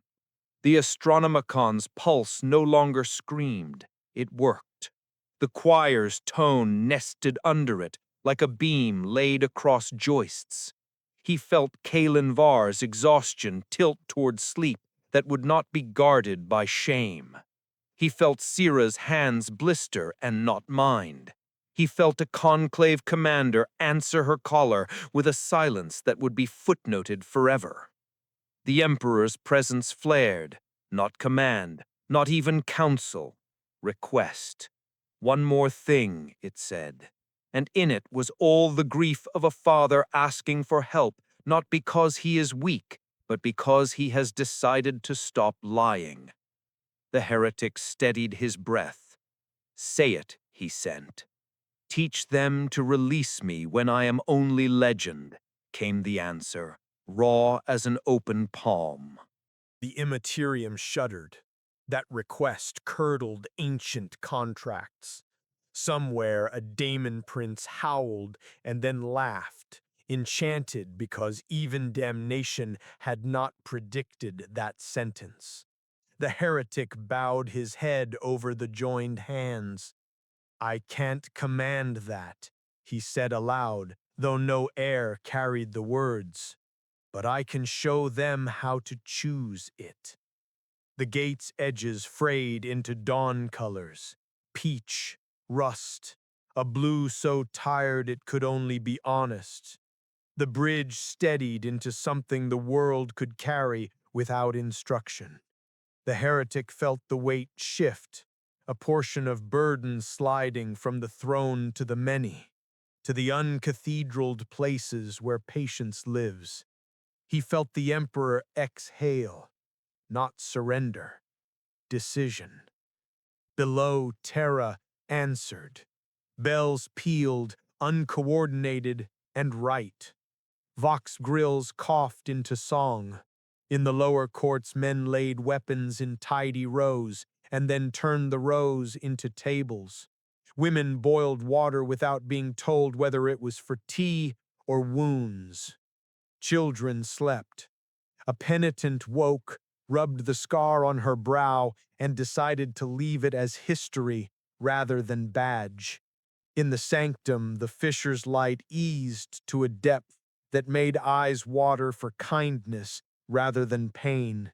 The custodian, whose armor had never allowed a tear, felt salt at the corner of his mouth and did not hide it. The inquisitor slid down the pillar to sit cross-legged like a novice and folded her hands without seeking any book.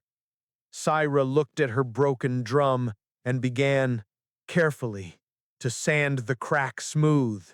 It would not be repaired, it would be integrated. The heretic let go, not of the hand, never that, but of the urgency that had taught him to carry alone. The emperor did not fall, he settled. The bridge did not vanish, it dispersed, like mist choosing to be rain. The warp surged, offended by the absence of an ending. It sent a last convulsion of theater, skies that bled, choirs inverted, tides of teeth, and the beam that had been a spear became, instead, a loom. Light crossed light, patterns formed. The convulsion arrived at the gate, saw itself reflected in two hands joined, and resolved into weather. The heretic turned, not away from the gods, but toward the countless things that were not gods, the nameless, the poorly paid, the unthanked. He said to Terra, "I will come back," which meant he would try, which meant he might die elsewhere and still be present in the way labor is present in bread. The emperor's last sending carried humor like a thread of smoke after a good fire. "You never left." He smiled, tired and unafraid. Around him, the Imperium made room, a sea parting without drama for a man walking with a weight that had agreed to be shared. The path home opened, not a corridor of triumph, but a doorstep light left on. Behind him, the four wrong stars took stock. They would not go quietly. They would learn. Learning would hurt them. Some part of them, long buried under their own roles, wanted to try. The gate faded, not shut, but shy. The bridge's shimmer settled into hearts and engines and hands that would lift when ordered and lift better when not. He took his first step toward Terra. The warp, chastened and curious, listened to his footfall as if it were hearing the world's oldest drum. He walked, and the warp practiced being a road. Each pace unstitched an old theater cue. Storms forgot their choreography. Choirs of teeth missed their entrance and learned to hum. Shapes that had only ever rehearsed the part of hunger discovered halfway through the line that the script did not forbid listening. The sea of unreason did not calm. It consented to be navigated by something that did not own it. He did not hurry. Hurry is a cousin of fear. He measured distance by breaths borrowed from another throne, by the low pulse Syra kept teaching machines to remember, by the weight that stayed in his palms even after he had let go. His aura, narrowed to a pilgrim's lamp, set the closest currents to gold and left the rest honest. Behind him, the path did not close, it braided. Sailors would feel it later, far from Saul. Geller fields tuning against shrieks that no longer demanded all the air in the room. Navigators seeing eddies with edges you could set a course along. Shipboard chapels learning quieter litanies that did not mistake volume for truth. A black ship's jailer would, one night, unlock a door and stand there, stunned, as a cell of psychers slept without bleeding. No miracle would be recorded. A note would be made in a margin by a tired hand that wrote, "Manageable." Ahead, home brightened, not as conquest, but as recognition. Terra's gravity reached into unreality with the embarrassed hunger of a wound that had decided to heal. The Astronomicon's beam, no longer a scream pinned to a sky, pulsed like a lighthouse that trusted sailors to steer. The palace's stone sent upward the patient heat of work well born. It felt like a hearth. He glanced once toward the wrong stars. They did not bow. They watched, sly as old habits. Corn clutched a haft that fit his palm a little worse than yesterday and practiced, in a private courtyard of skulls, the awkward art of waiting. Nurgle stirred his pot and set aside, with surprising care, a ladle scarred by use, as if to honor effort itself. Slanesh, alone, tried a smile in an unmirrored room and almost liked not being applauded for it. Zinch stacked futures into a ziggurat and for the first time left a stare uncounted just to see what visited. He reached the seam where world and thought argue about whose turn it is to be real. The last resistance was not a god. It was the habit of catastrophe. The warp reared with the dramatist's certainty that a curtain must fall on blood. It threw at him a pageant stitched from mankind's best failures. Burning librarians crying out names of saints, guardsmen laughing as they died correctly, planetary governors drowning their cities to prove loyalty, an orc moon punching daylight into a shrine world, a Primarch falling with a smile like a knife. It hurled the anthology at his feet and hissed, "This is what they are.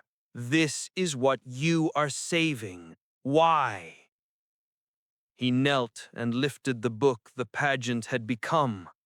The spine cracked in his hands, brittle with being quoted too loudly for too long. He turned pages gently. Between histories, he found small pressed things no one had thought worth cataloging. A child's drawing of a custodian taller than the sky, colored with dirt. A cog-toothed sticker from a manufactorum ration tin, smoothed flat by a girl who liked its shine. A lock of hair tied with a strip of priest's vestment, labeled in a hand that had never learned to spell brother correctly. A smear of oil where a servitor had touched the margin by accident and left a fingerprint that looked almost like will. He closed the book and set it down. "Because," he said to the habit, to the sea, to the witnesses and the board, They are not only their tragedies, and neither am I. Catastrophe, unused to being pitied, drew back its claw. He stepped through the seam. Terra met him with heat, not the humbling burn of sanctum light, but the human warmth of breath and bodies and stone that remembers feet. He stood under the palace's wounded roof and inhaled dust that tasted faintly of rain. The shaft of daylight had been shuttered, yet a memory of blue remained in the dark, like ink that would not quite dry. In the sanctum, Sarah looked up first, eyes red, palms blistered, drum sanded smoothed across the crack until it was no less whole for the fault. Her mouth opened on something between relief and scolding, the sound a friend makes when a friend returns carrying from the store exactly what the house could not name aloud. The custodian lifted his halberd and let it settle, not in salute, not in alarm, but in company. The inquisitor exhaled a laugh she would deny under oath, and wiped her face with the heel of a hand that had signed too many endings. The conclave commander did not touch her collar. She put both hands behind her so they would behave, and nodded, as equals do when they admit the day will require them again. Kalinvar was not in the chamber. He was where he had said he would be, holding a hall with furniture and tired men and a line of penitents who had learned how to stand without ropes. He felt the return like a change in the weather you only notice when a draft leaves a room. The fissure glowed with an ease that made eyes sting. The breath beneath had learned the beat of labor that would not kill the mother. The emperor did not speak. The silence in the room acknowledged it had heard from him already. The radiant heretic stepped to the rim and placed his palms once more in the light, not to take, to greet. Through the link that was no longer a chain but a bridge, gratitude walked both ways with its shoes off. He turned then, slowly, because this movement deserved slowness, and faced the doors. Outside, the palace had not convinced everyone. Purity had its partisans, spectacle had factories. In the courts below, banners gathered like bruises, trying again to be flags. Voxcasters learned old scripts by rote. Somewhere in orbit, a fleet tightened formation, instructing itself to become a verdict. Mars sent a chord down the line that said, in machinist's grammar, "We will not sing your killing song on time." The Astra Militarum stood in squares that could become shields or graves, depending on which way the First Order fell. He listened to these shapes as a smith listens to metal ready to be struck, deciding where the hammer's mercy lies. He looked back once more at Syra, at the custodian, at the inquisitor, at the commander who had refused spectacle, at the place and the air where the conclave's collar used to hiss. He said, "Hold the note." Syra set both hands to the drum. "We're learning to breathe," she answered. He smiled, wearied to the bone and lit from within by something heavier than light. "Then we're ready to speak." He stepped through the doors into the palace, where men were waiting to be told whether to become a crowd or a people. Above, the Astronomicon burned steady as a lighthouse. Below, engines kept human time. Between, a world poised on the hinge between habit and history drew breath together. Somewhere, well beyond Terra, the immensity he had passed through reconsidered its appetite and found, to its surprise, that curiosity did not taste like defeat. The day sharpened. The day sharpened, and the world exhaled the kind of silence that follows a confession accepted. Morning broke not as spectacle, but as understanding. Across the sprawl of terror, the light returned to places it had long refused, the sump warrens where prayers had become currency, the manufacturer where sparks once mimicked stars for men who had forgotten the sky, the shattered terraces where the air tasted of centuries' worth of carbon and repentance. No trumpet sounded. The banners did not unfurl, but something older than victory stirred, a recognition that survival was not the same as living, and that living could, at last, begin again.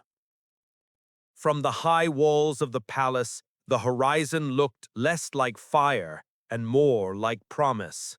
The clouds, still bruised from the night's labor, drifted like tired beasts satisfied with their work. The radiant heretic stood upon the marble steps where the dust of empires still clung to his boots. He had seen the light that births and the dark that educates. Now he stood in the quiet that forgives. Before him waited humanity, not as a single crowd, but as countless small gatherings scattered through the plazas and corridors. Soldiers and scribes, sisters and mendicants, tech priests and orphans. None spoke. Their eyes were open not with fear, but with the cautious reverence of those who sense that the story they have memorized all their lives has been rewritten mid-sentence. The heretic looked down from the steps and saw a child holding a half-broken aquila, one wing missing. She was not crying. She was trying to decide which way to hold it so that it might still fly. He knelt. "That is how faith begins," he said quietly. "Not by being perfect, but by being repaired." The child nodded, though she did not understand the words. Understanding would come later. The gesture was enough. Behind him, the great doors of the palace opened. The custodian emerged first, his armor burnished not by polish but by restraint. His halberd rested like a standard that had been tired of being a weapon. The inquisitor followed, bareheaded, her expression stripped of title. Sarah came next, the broken drum in her arms, humming softly, as if still teaching the air to breathe. The conclave leader stepped into the morning, her collar left behind in the sanctum. She did not carry the authority of fear anymore, only presence, and presence, it turned out, was heavier than command. The heretic turned to them. "He rests," he said, and his voice carried like an organ note through the bones of the palace. "The throne no longer bleeds. The light watches itself now. What comes next is not his burden." The custodian bowed, not in subservience, but in acknowledgement. "And if mankind forgets?" The heretic smiled, a tired, human smile. "Then we remind them again. That is the shape of forever." At his back, the fissure beneath the palace pulsed once, like the breath of a sleeping god. The emperor's presence lingered, immense yet silent, a warmth without will. For the first time, he was free, not to intervene. And in that freedom, humanity found a new trial, to be moral without mandate. The vox casters across Terra began to hum, not the sharp metallic whine of imperial decree, but the softer timbre of voices speaking from the heart of the people. Reports filtered in, battles ceasing mid-charge, armies laying down arms out of confusion that quickly matured into relief. Across the void, ships drifted in formation, not by command, but by consensus.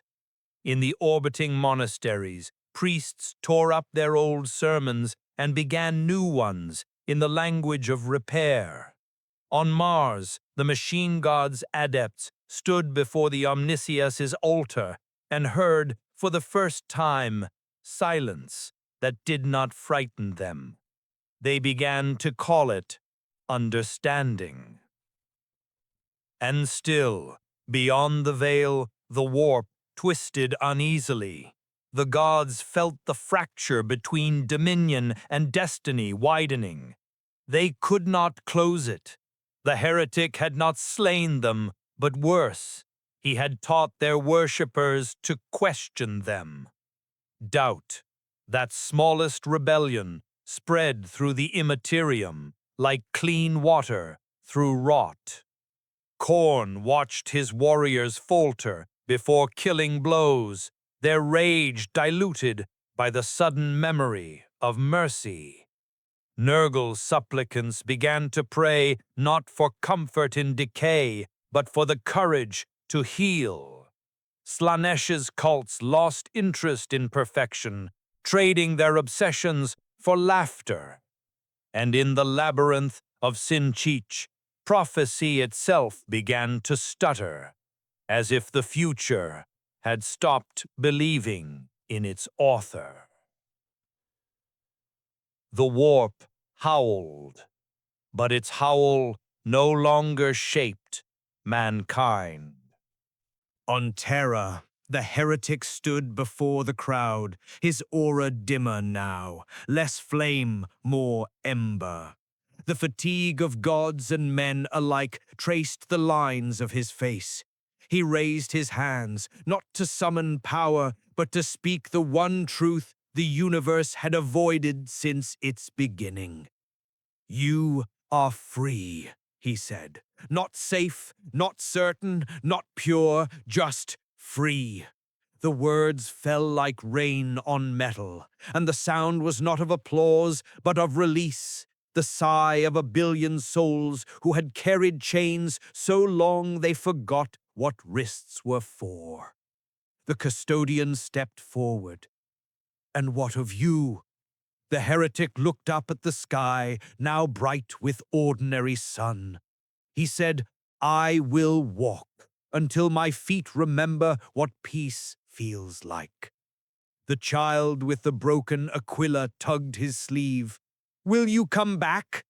He crouched again, meeting her gaze. If you remember, he said softly, then I never left. Saira's drum began to sound once more. Not loud, not grand, just steady, heart to heart, step to step. A rhythm to guide a species relearning to live. Far above, the Astronomican burned at half its former brightness, not from weakness, but from trust. The galaxy for the first time could see the stars behind the light.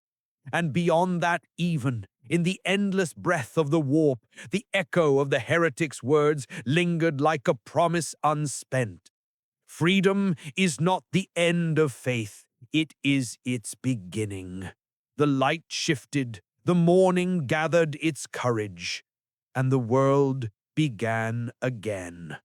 The first argument of the new day was gentle, and therefore terrifying. In the shadow of the palace steps, a preacher in smoke-black vestments mounted a broken plinth and tried to remember how to thunder. The habit would not fit. He cleared his throat and spoke instead like a man asking his own heart for directions. If we are free, he said, then who forgives us now? His voice trembled on the last word, as if it had been a blade all his life and only this morning had found its edge gone soft. Each other, someone answered from the crowd. The reply did not carry. It settled, a warm stone in cold hands. Further down the terrace, Kalen Var oversaw the untying of a barricade that had outlived the fear that built it. His men stacked the iron stanchions as if they were fragile, because breaking something was no longer proof it had been real. A penitential warden approached with a flamer, cradled like an infant. "I don't know what to do with this," he confessed, cheeks raw with wind and shame. Kalen took the weapon, emptied the promethium with deliberate reverence, and handed back the husk. "Turn it into a lantern," he said. "Show people where the water is." On Mars, the forges woke in a new key. The machine god did not speak, the machines did. Engine seers gathered around reactor altars and took readings that did not require them to kneel. A magus who had never removed her mask in public lifted it to her hairline and laughed once at the taste of air. Sierra's harmonics rippled through the noosphere like the rumor of spring. The fabricator general stood at the Red Basilica's balcony and did the most dangerous thing he had ever done. He waited to be taught by the day. In orbit, the High Conclave's fleet reconfigured from a spear into a ring. Signals asked for mandates and received only quiet. The commander who had wept into his gloves issued a single order that would be misquoted for centuries and still misunderstood. Observe. There were failures, immediate and honest.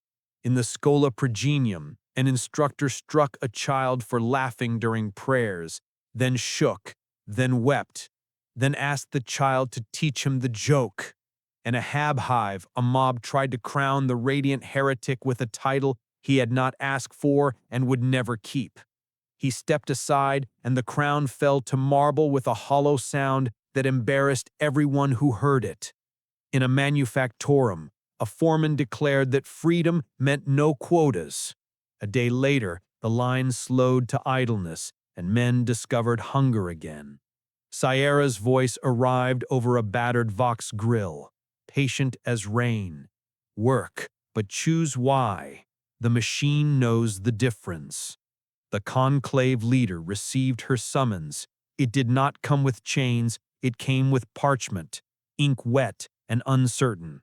She stood before the makeshift tribunal not as a criminal, but as a question. "You set aside a mandate," the senior inquisitor said, face stiff with the effort of speaking without armor. "By what authority?" She considered truth and found it available. "Presence," she said, "and the burden's need." Silence studied her answer and could not decide if it was blasphemy or competence. The tribunal put down its quills. "Return to your ships," they said at last. "Advise, do not command."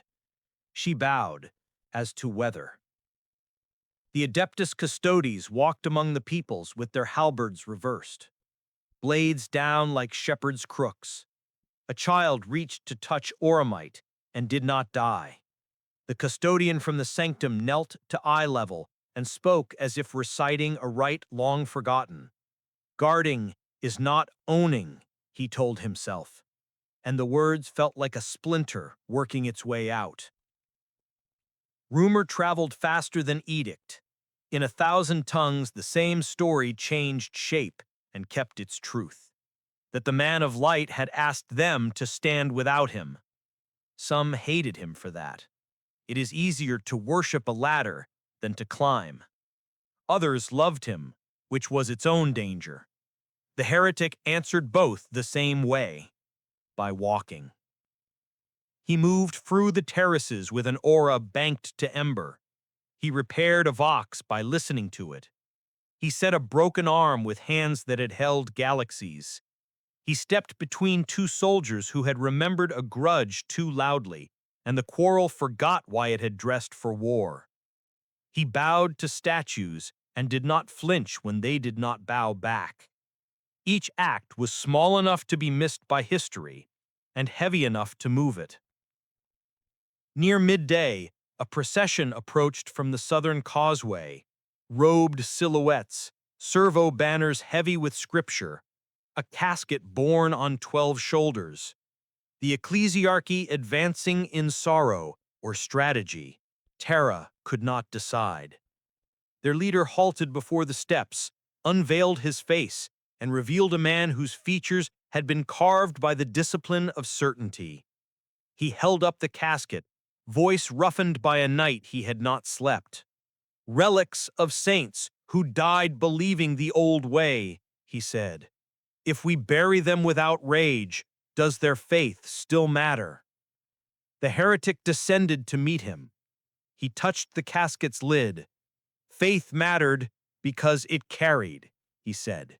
"If we throw it away, we choose amnesia. If we hoard it, we choose museum. Let us choose inheritance." He opened the casket. Inside lay bones and scraps of cloth. A rosarius cracked along its bead line, a page of a sermon singed by some forgotten purge. He lifted nothing. He closed the casket again and nodded to the pallbearers. "Find a place where people will sit in the evening. Tell stories there. Let the saints be furniture." The priest's mouth twitched, the beginning of a smile surprised to find itself compatible with dignity. He bowed. The procession turned, solemn without theater, and the crowd parted for it without instructions. Far to the east, alarms stuttered. Not the old war sirens, a new tone, unsure of itself. Vox beads cracked on a dozen ears at once. Kalen heard the report first, because he had learned to listen. "Lieutenant," came the breathless voice of a scout barely old enough to shave his fear. "Movement beyond the pilgrim fields. Not ecclesiarchy, not Astartes. Signatures wrong. Metallic, like silence moving." The word carried a chill older than sermons. Necron. The day stiffened. War, patient and opportunistic, tried the latch with a familiar hand. Kalen looked up the steps toward the heretic. The heretic was already looking back. Sarah, halfway down the stair with her drum, felt the machine song falter into a guarded beat. The custodian's halberd rose, not eager, only accurate. The heretic glanced once toward the fissure. The sleeping presence beneath the palace did not stir. This, then, would be mankind's to meet. He turned to the crowd, to children with broken aquili, to priests with wet eyes, to soldiers who had just taught their hands the miracle of not firing. He said, "Hold the hallways," voice low and even. "Keep the note. We are not done remembering." He stepped from the steps and into the oncoming quiet. The morning, so newly brave, steadied itself like a candle cupped in many hands. The silence before the storm felt nothing like the old terror. It felt human. Across the pilgrim fields, the air shimmered with static, a haze of ionized dust and faint green light. The grass, what little still clung to life between the marble bones of Terra, bowed as if before an ancient king. Then came the sound, a single resonant pulse like metal, remembering how to breathe. Kalen Var's voice hissed through the vox, terse and deliberate. Visual confirmed. Contact. Pattern. Necron phalanx. 20 units minimum. No artillery. No destroyers. No artillery. No destroyers. No intent. The words fell strange. Even war had manners it was supposed to keep. From the horizon came the figures, tall, skeletal, etched in emerald circuitry that pulsed like veins carrying anti-life. Their eyes burned not with hatred, but with indifference older than flame. The air around them bent, time itself contracting in their presence. "Why now?" Sarah whispered, her voice trembling against the drum's frame. "Why do they come when peace is still learning to stand?" The custodian answered without lifting his halberd. "Because the universe does not negotiate with beauty, it tests it." The heretic descended the steps. Each footfall was deliberate, each breath measured. The sunlight found him again, not as halo, but as reflection. He did not shine, he returned what was given. "Hold the lines," Kalen's voice echoed through the Vox relays. "No fire unless fired upon. Let's see what death remembers." The first ranks of Necrons halted 30 paces from the gate.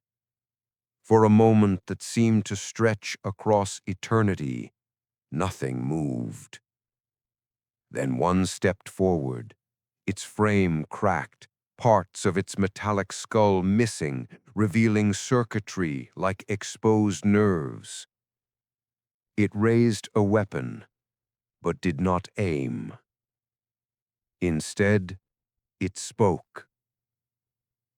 The voice was a choir of static and memory, so fractured that comprehension came through instinct, not syntax. Not war. Signal, lost. Directive, corrupted. Another joined it, then another. Dozens of them began to speak in unison, their words falling like broken transmissions across the field.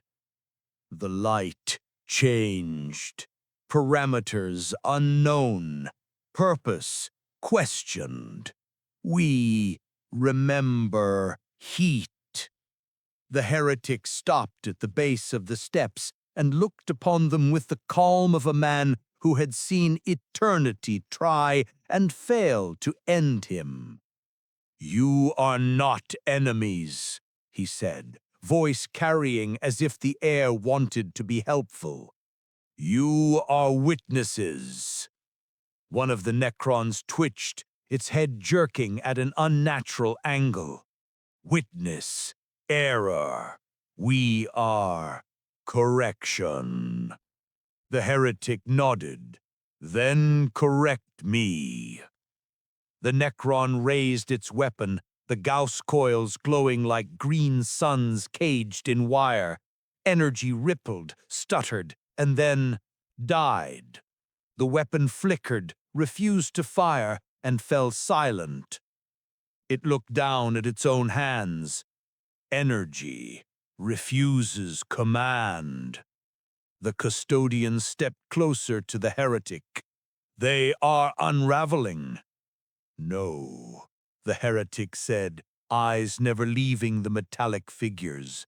They are choosing. The field began to change. The green glow that haunted the Necron's armor dimmed, replaced by a pale hue, a pale gold reflection that rippled outward from one to the next. Weapons fell, heads turned. Somewhere in that impossible choir of machine voices, a phrase began to form. The light forgave. It spread through the ranks like contagion, not of corruption, but of release. The metallic soldiers turned, facing the horizon where dawn had begun to gather strength again. The emerald symbols along their spines flared, then winked out, one by one. Sierra's drum beat once, an instinct, not a performance. The pulse echoed, the rhythm caught in the machine's circuitry. For the first time since the war in heaven, the Necrons paused without command. Kalen whispered, "Gods, they're listening." The heretic lifted his hand, palm outward, and spoke with the same reverence one might give to prayer. "You have survived every end. You have forgotten why. Let this be enough." The lead Necron tilted its head, the motion hesitant, almost childlike. "Enough," it repeated, and the word did not sound mechanical. It sounded human. Then, as if obeying some law written before language, the phalanx began to dissolve. Their bodies turned to light, to dust, to memory, fading not into the warp, not into the void, but into stillness. The field grew quiet again, the soil untouched, as though no army had ever stood there. Only the footprints remained, perfect, precise, disappearing one by one as the wind carried them away. When it was done, the custodian lowered his halberd. His armor caught the sun and did not reject it. "What have we witnessed?" he asked. "The oldest war, and its first surrender." He turned to Kalen. "Tell them the stars are not enemies today." The Vox crackled with disbelief, then reverence. "Aye, sir," standing down. Sierra touched the edge of the drum. "Do you think this will last?" The heretic looked up, past the clouds, past the echo of the battle that wasn't. His expression was tired, but unwavering. "Nothing lasts. That is why it must be loved while it is here." The words carried farther than intended. Somewhere in the manufactura, a worker paused his labor to look at his own reflection in a cooling vat.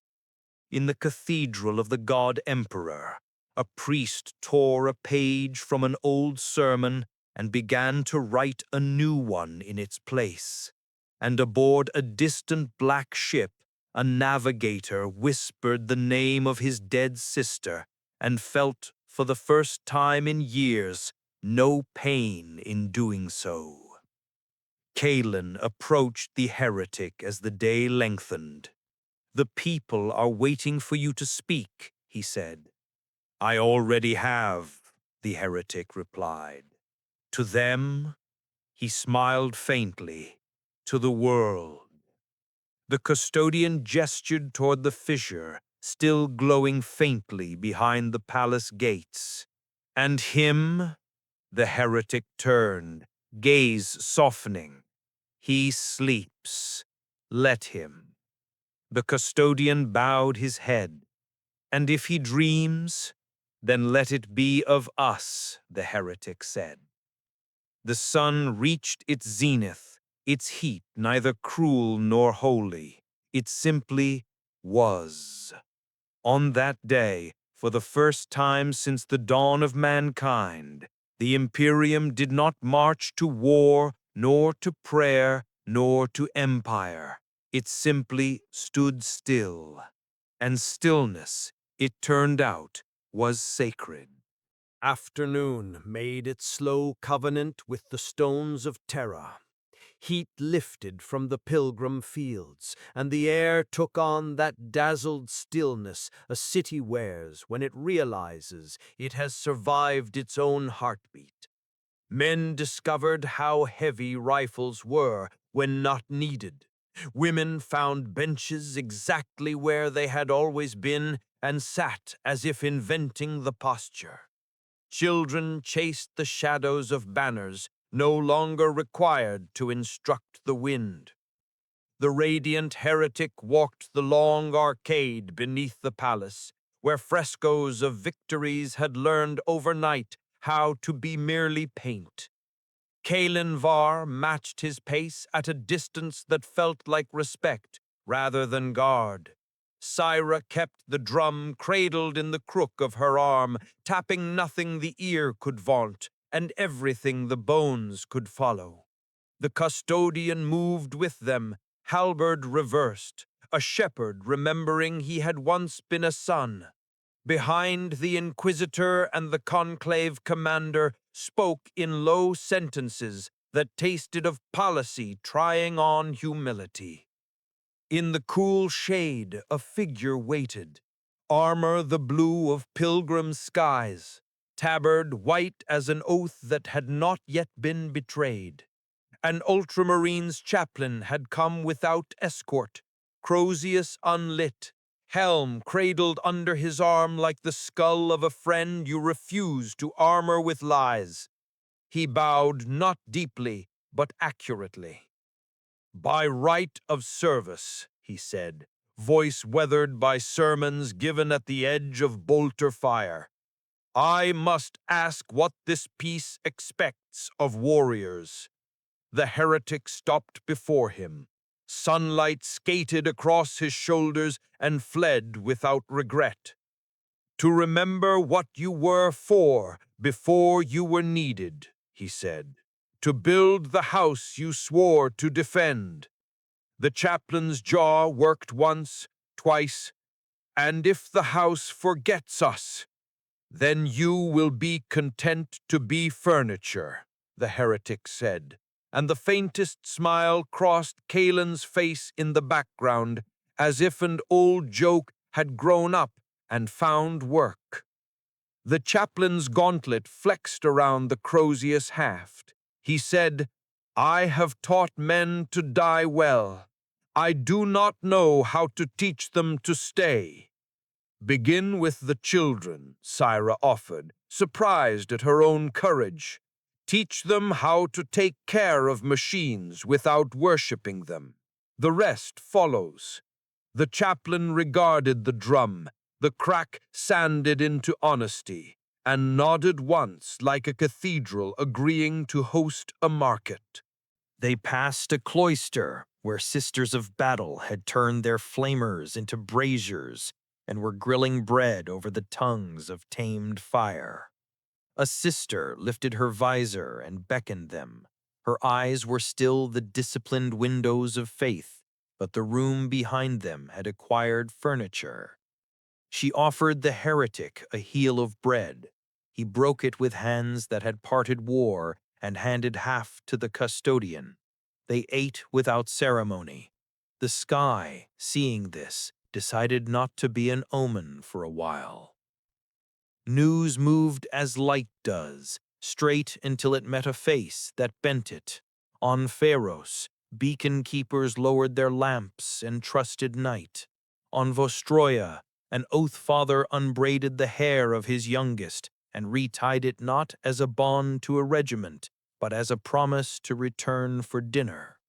In the depths of the Segmentum Tempestus, a rogue trader changed a charter with a single line: "Profit shall not require famine." On Terra, failure found its feet because the day insisted on being real. A crowd tried to crown the heretic again, this time with a halo soldered from reliquaries. He stepped aside, and the crown clattered, and the sound embarrassed the pavement. A manufactorum foreman demanded quotas triple the usual to prove freedom could run faster. Half his line fainted before noon, and he sat down among them and did not rise until he had learned their names. A preacher shouted apocalypse from the foot of a stair and ran out of voice before he ran out of prophecy. A girl offered him water, and he drank, and the cup became a different sermon. Near the Basilica of Saints that never were, an old man approached, coat medals clinking like small regrets. He saluted with 2 fingers, as if to keep the gesture from outrunning the truth. "I fought at Armageddon," he said, "and I do not know what to do with my hands." The heretic took one of those hands and turned it palm up, tracing the calluses as if reading a map. "Build a gate, so your grandchildren can run out and back in again without asking permission." The old man cried once, an honest spill. He did not apologize. By late afternoon, the city smelled like hot stone and bread. The bells, having learned restraint, tolled only for direction. Water here, rest there, work tomorrow. The Astronomicon held a steady, unbragging pulse. Navigators across the void adjusted their charts with the old care and the new hope. In the sanctum, the fissure's breath had settled into a rhythm so ordinary that eyes misted just to hear it. Then the vox crackled with a different weather. "Signal from orbit," the conclave commander said, head tilted to the sky as if listening for rain. "A monastery fortress in the far dark has chosen silence over counsel. They keep to the old writ. They are mustering to correct us." "Name," the Inquisitor asked, and the question landed like a knife laid gently on a table. The commander shook her head. "Names will make it a feud. Let it be just distance for now." The custodian looked to the heretic. "Shall we meet them in doctrine or in person?" "In person," he said. "Doctrine will arrive late and hungry."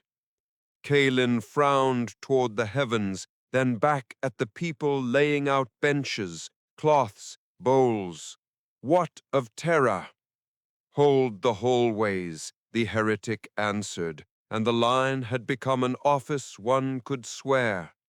"Keep the note."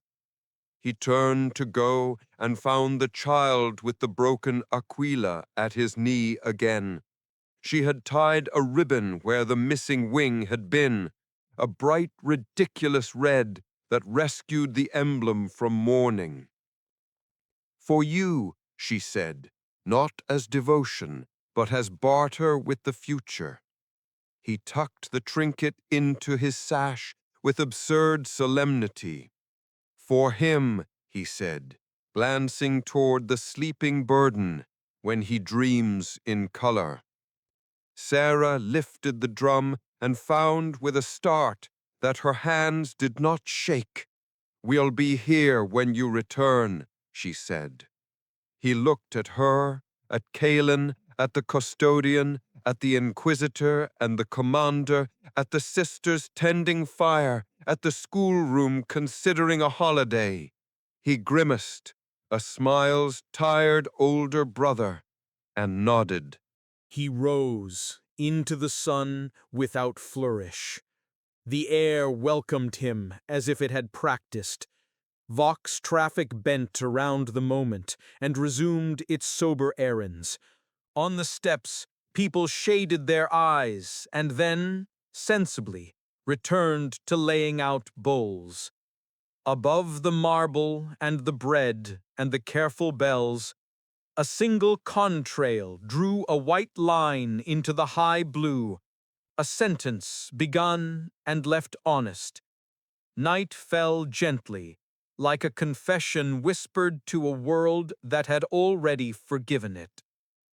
From orbit, Terra glowed, not with the sterile geometry of industry, but with the uneven warmth of 1,000 small fires, of kitchens and workshops, of prayers spoken in languages too humble for scripture. The scars of empire shimmered faintly beneath the dusk, not hidden, not glorified, simply remembered. The stars hung closer than they had in millennia. Without the Astronomicon's blinding dominance, the sky looked deeper, stranger, more intimate. For the first time, humanity saw how vast the dark truly was, and how beautiful it could be when not commanded. In the upper vault of the palace, the custodian stood watch beside Saira. The drum lay silent on her knees. The wind now kept its rhythm for her.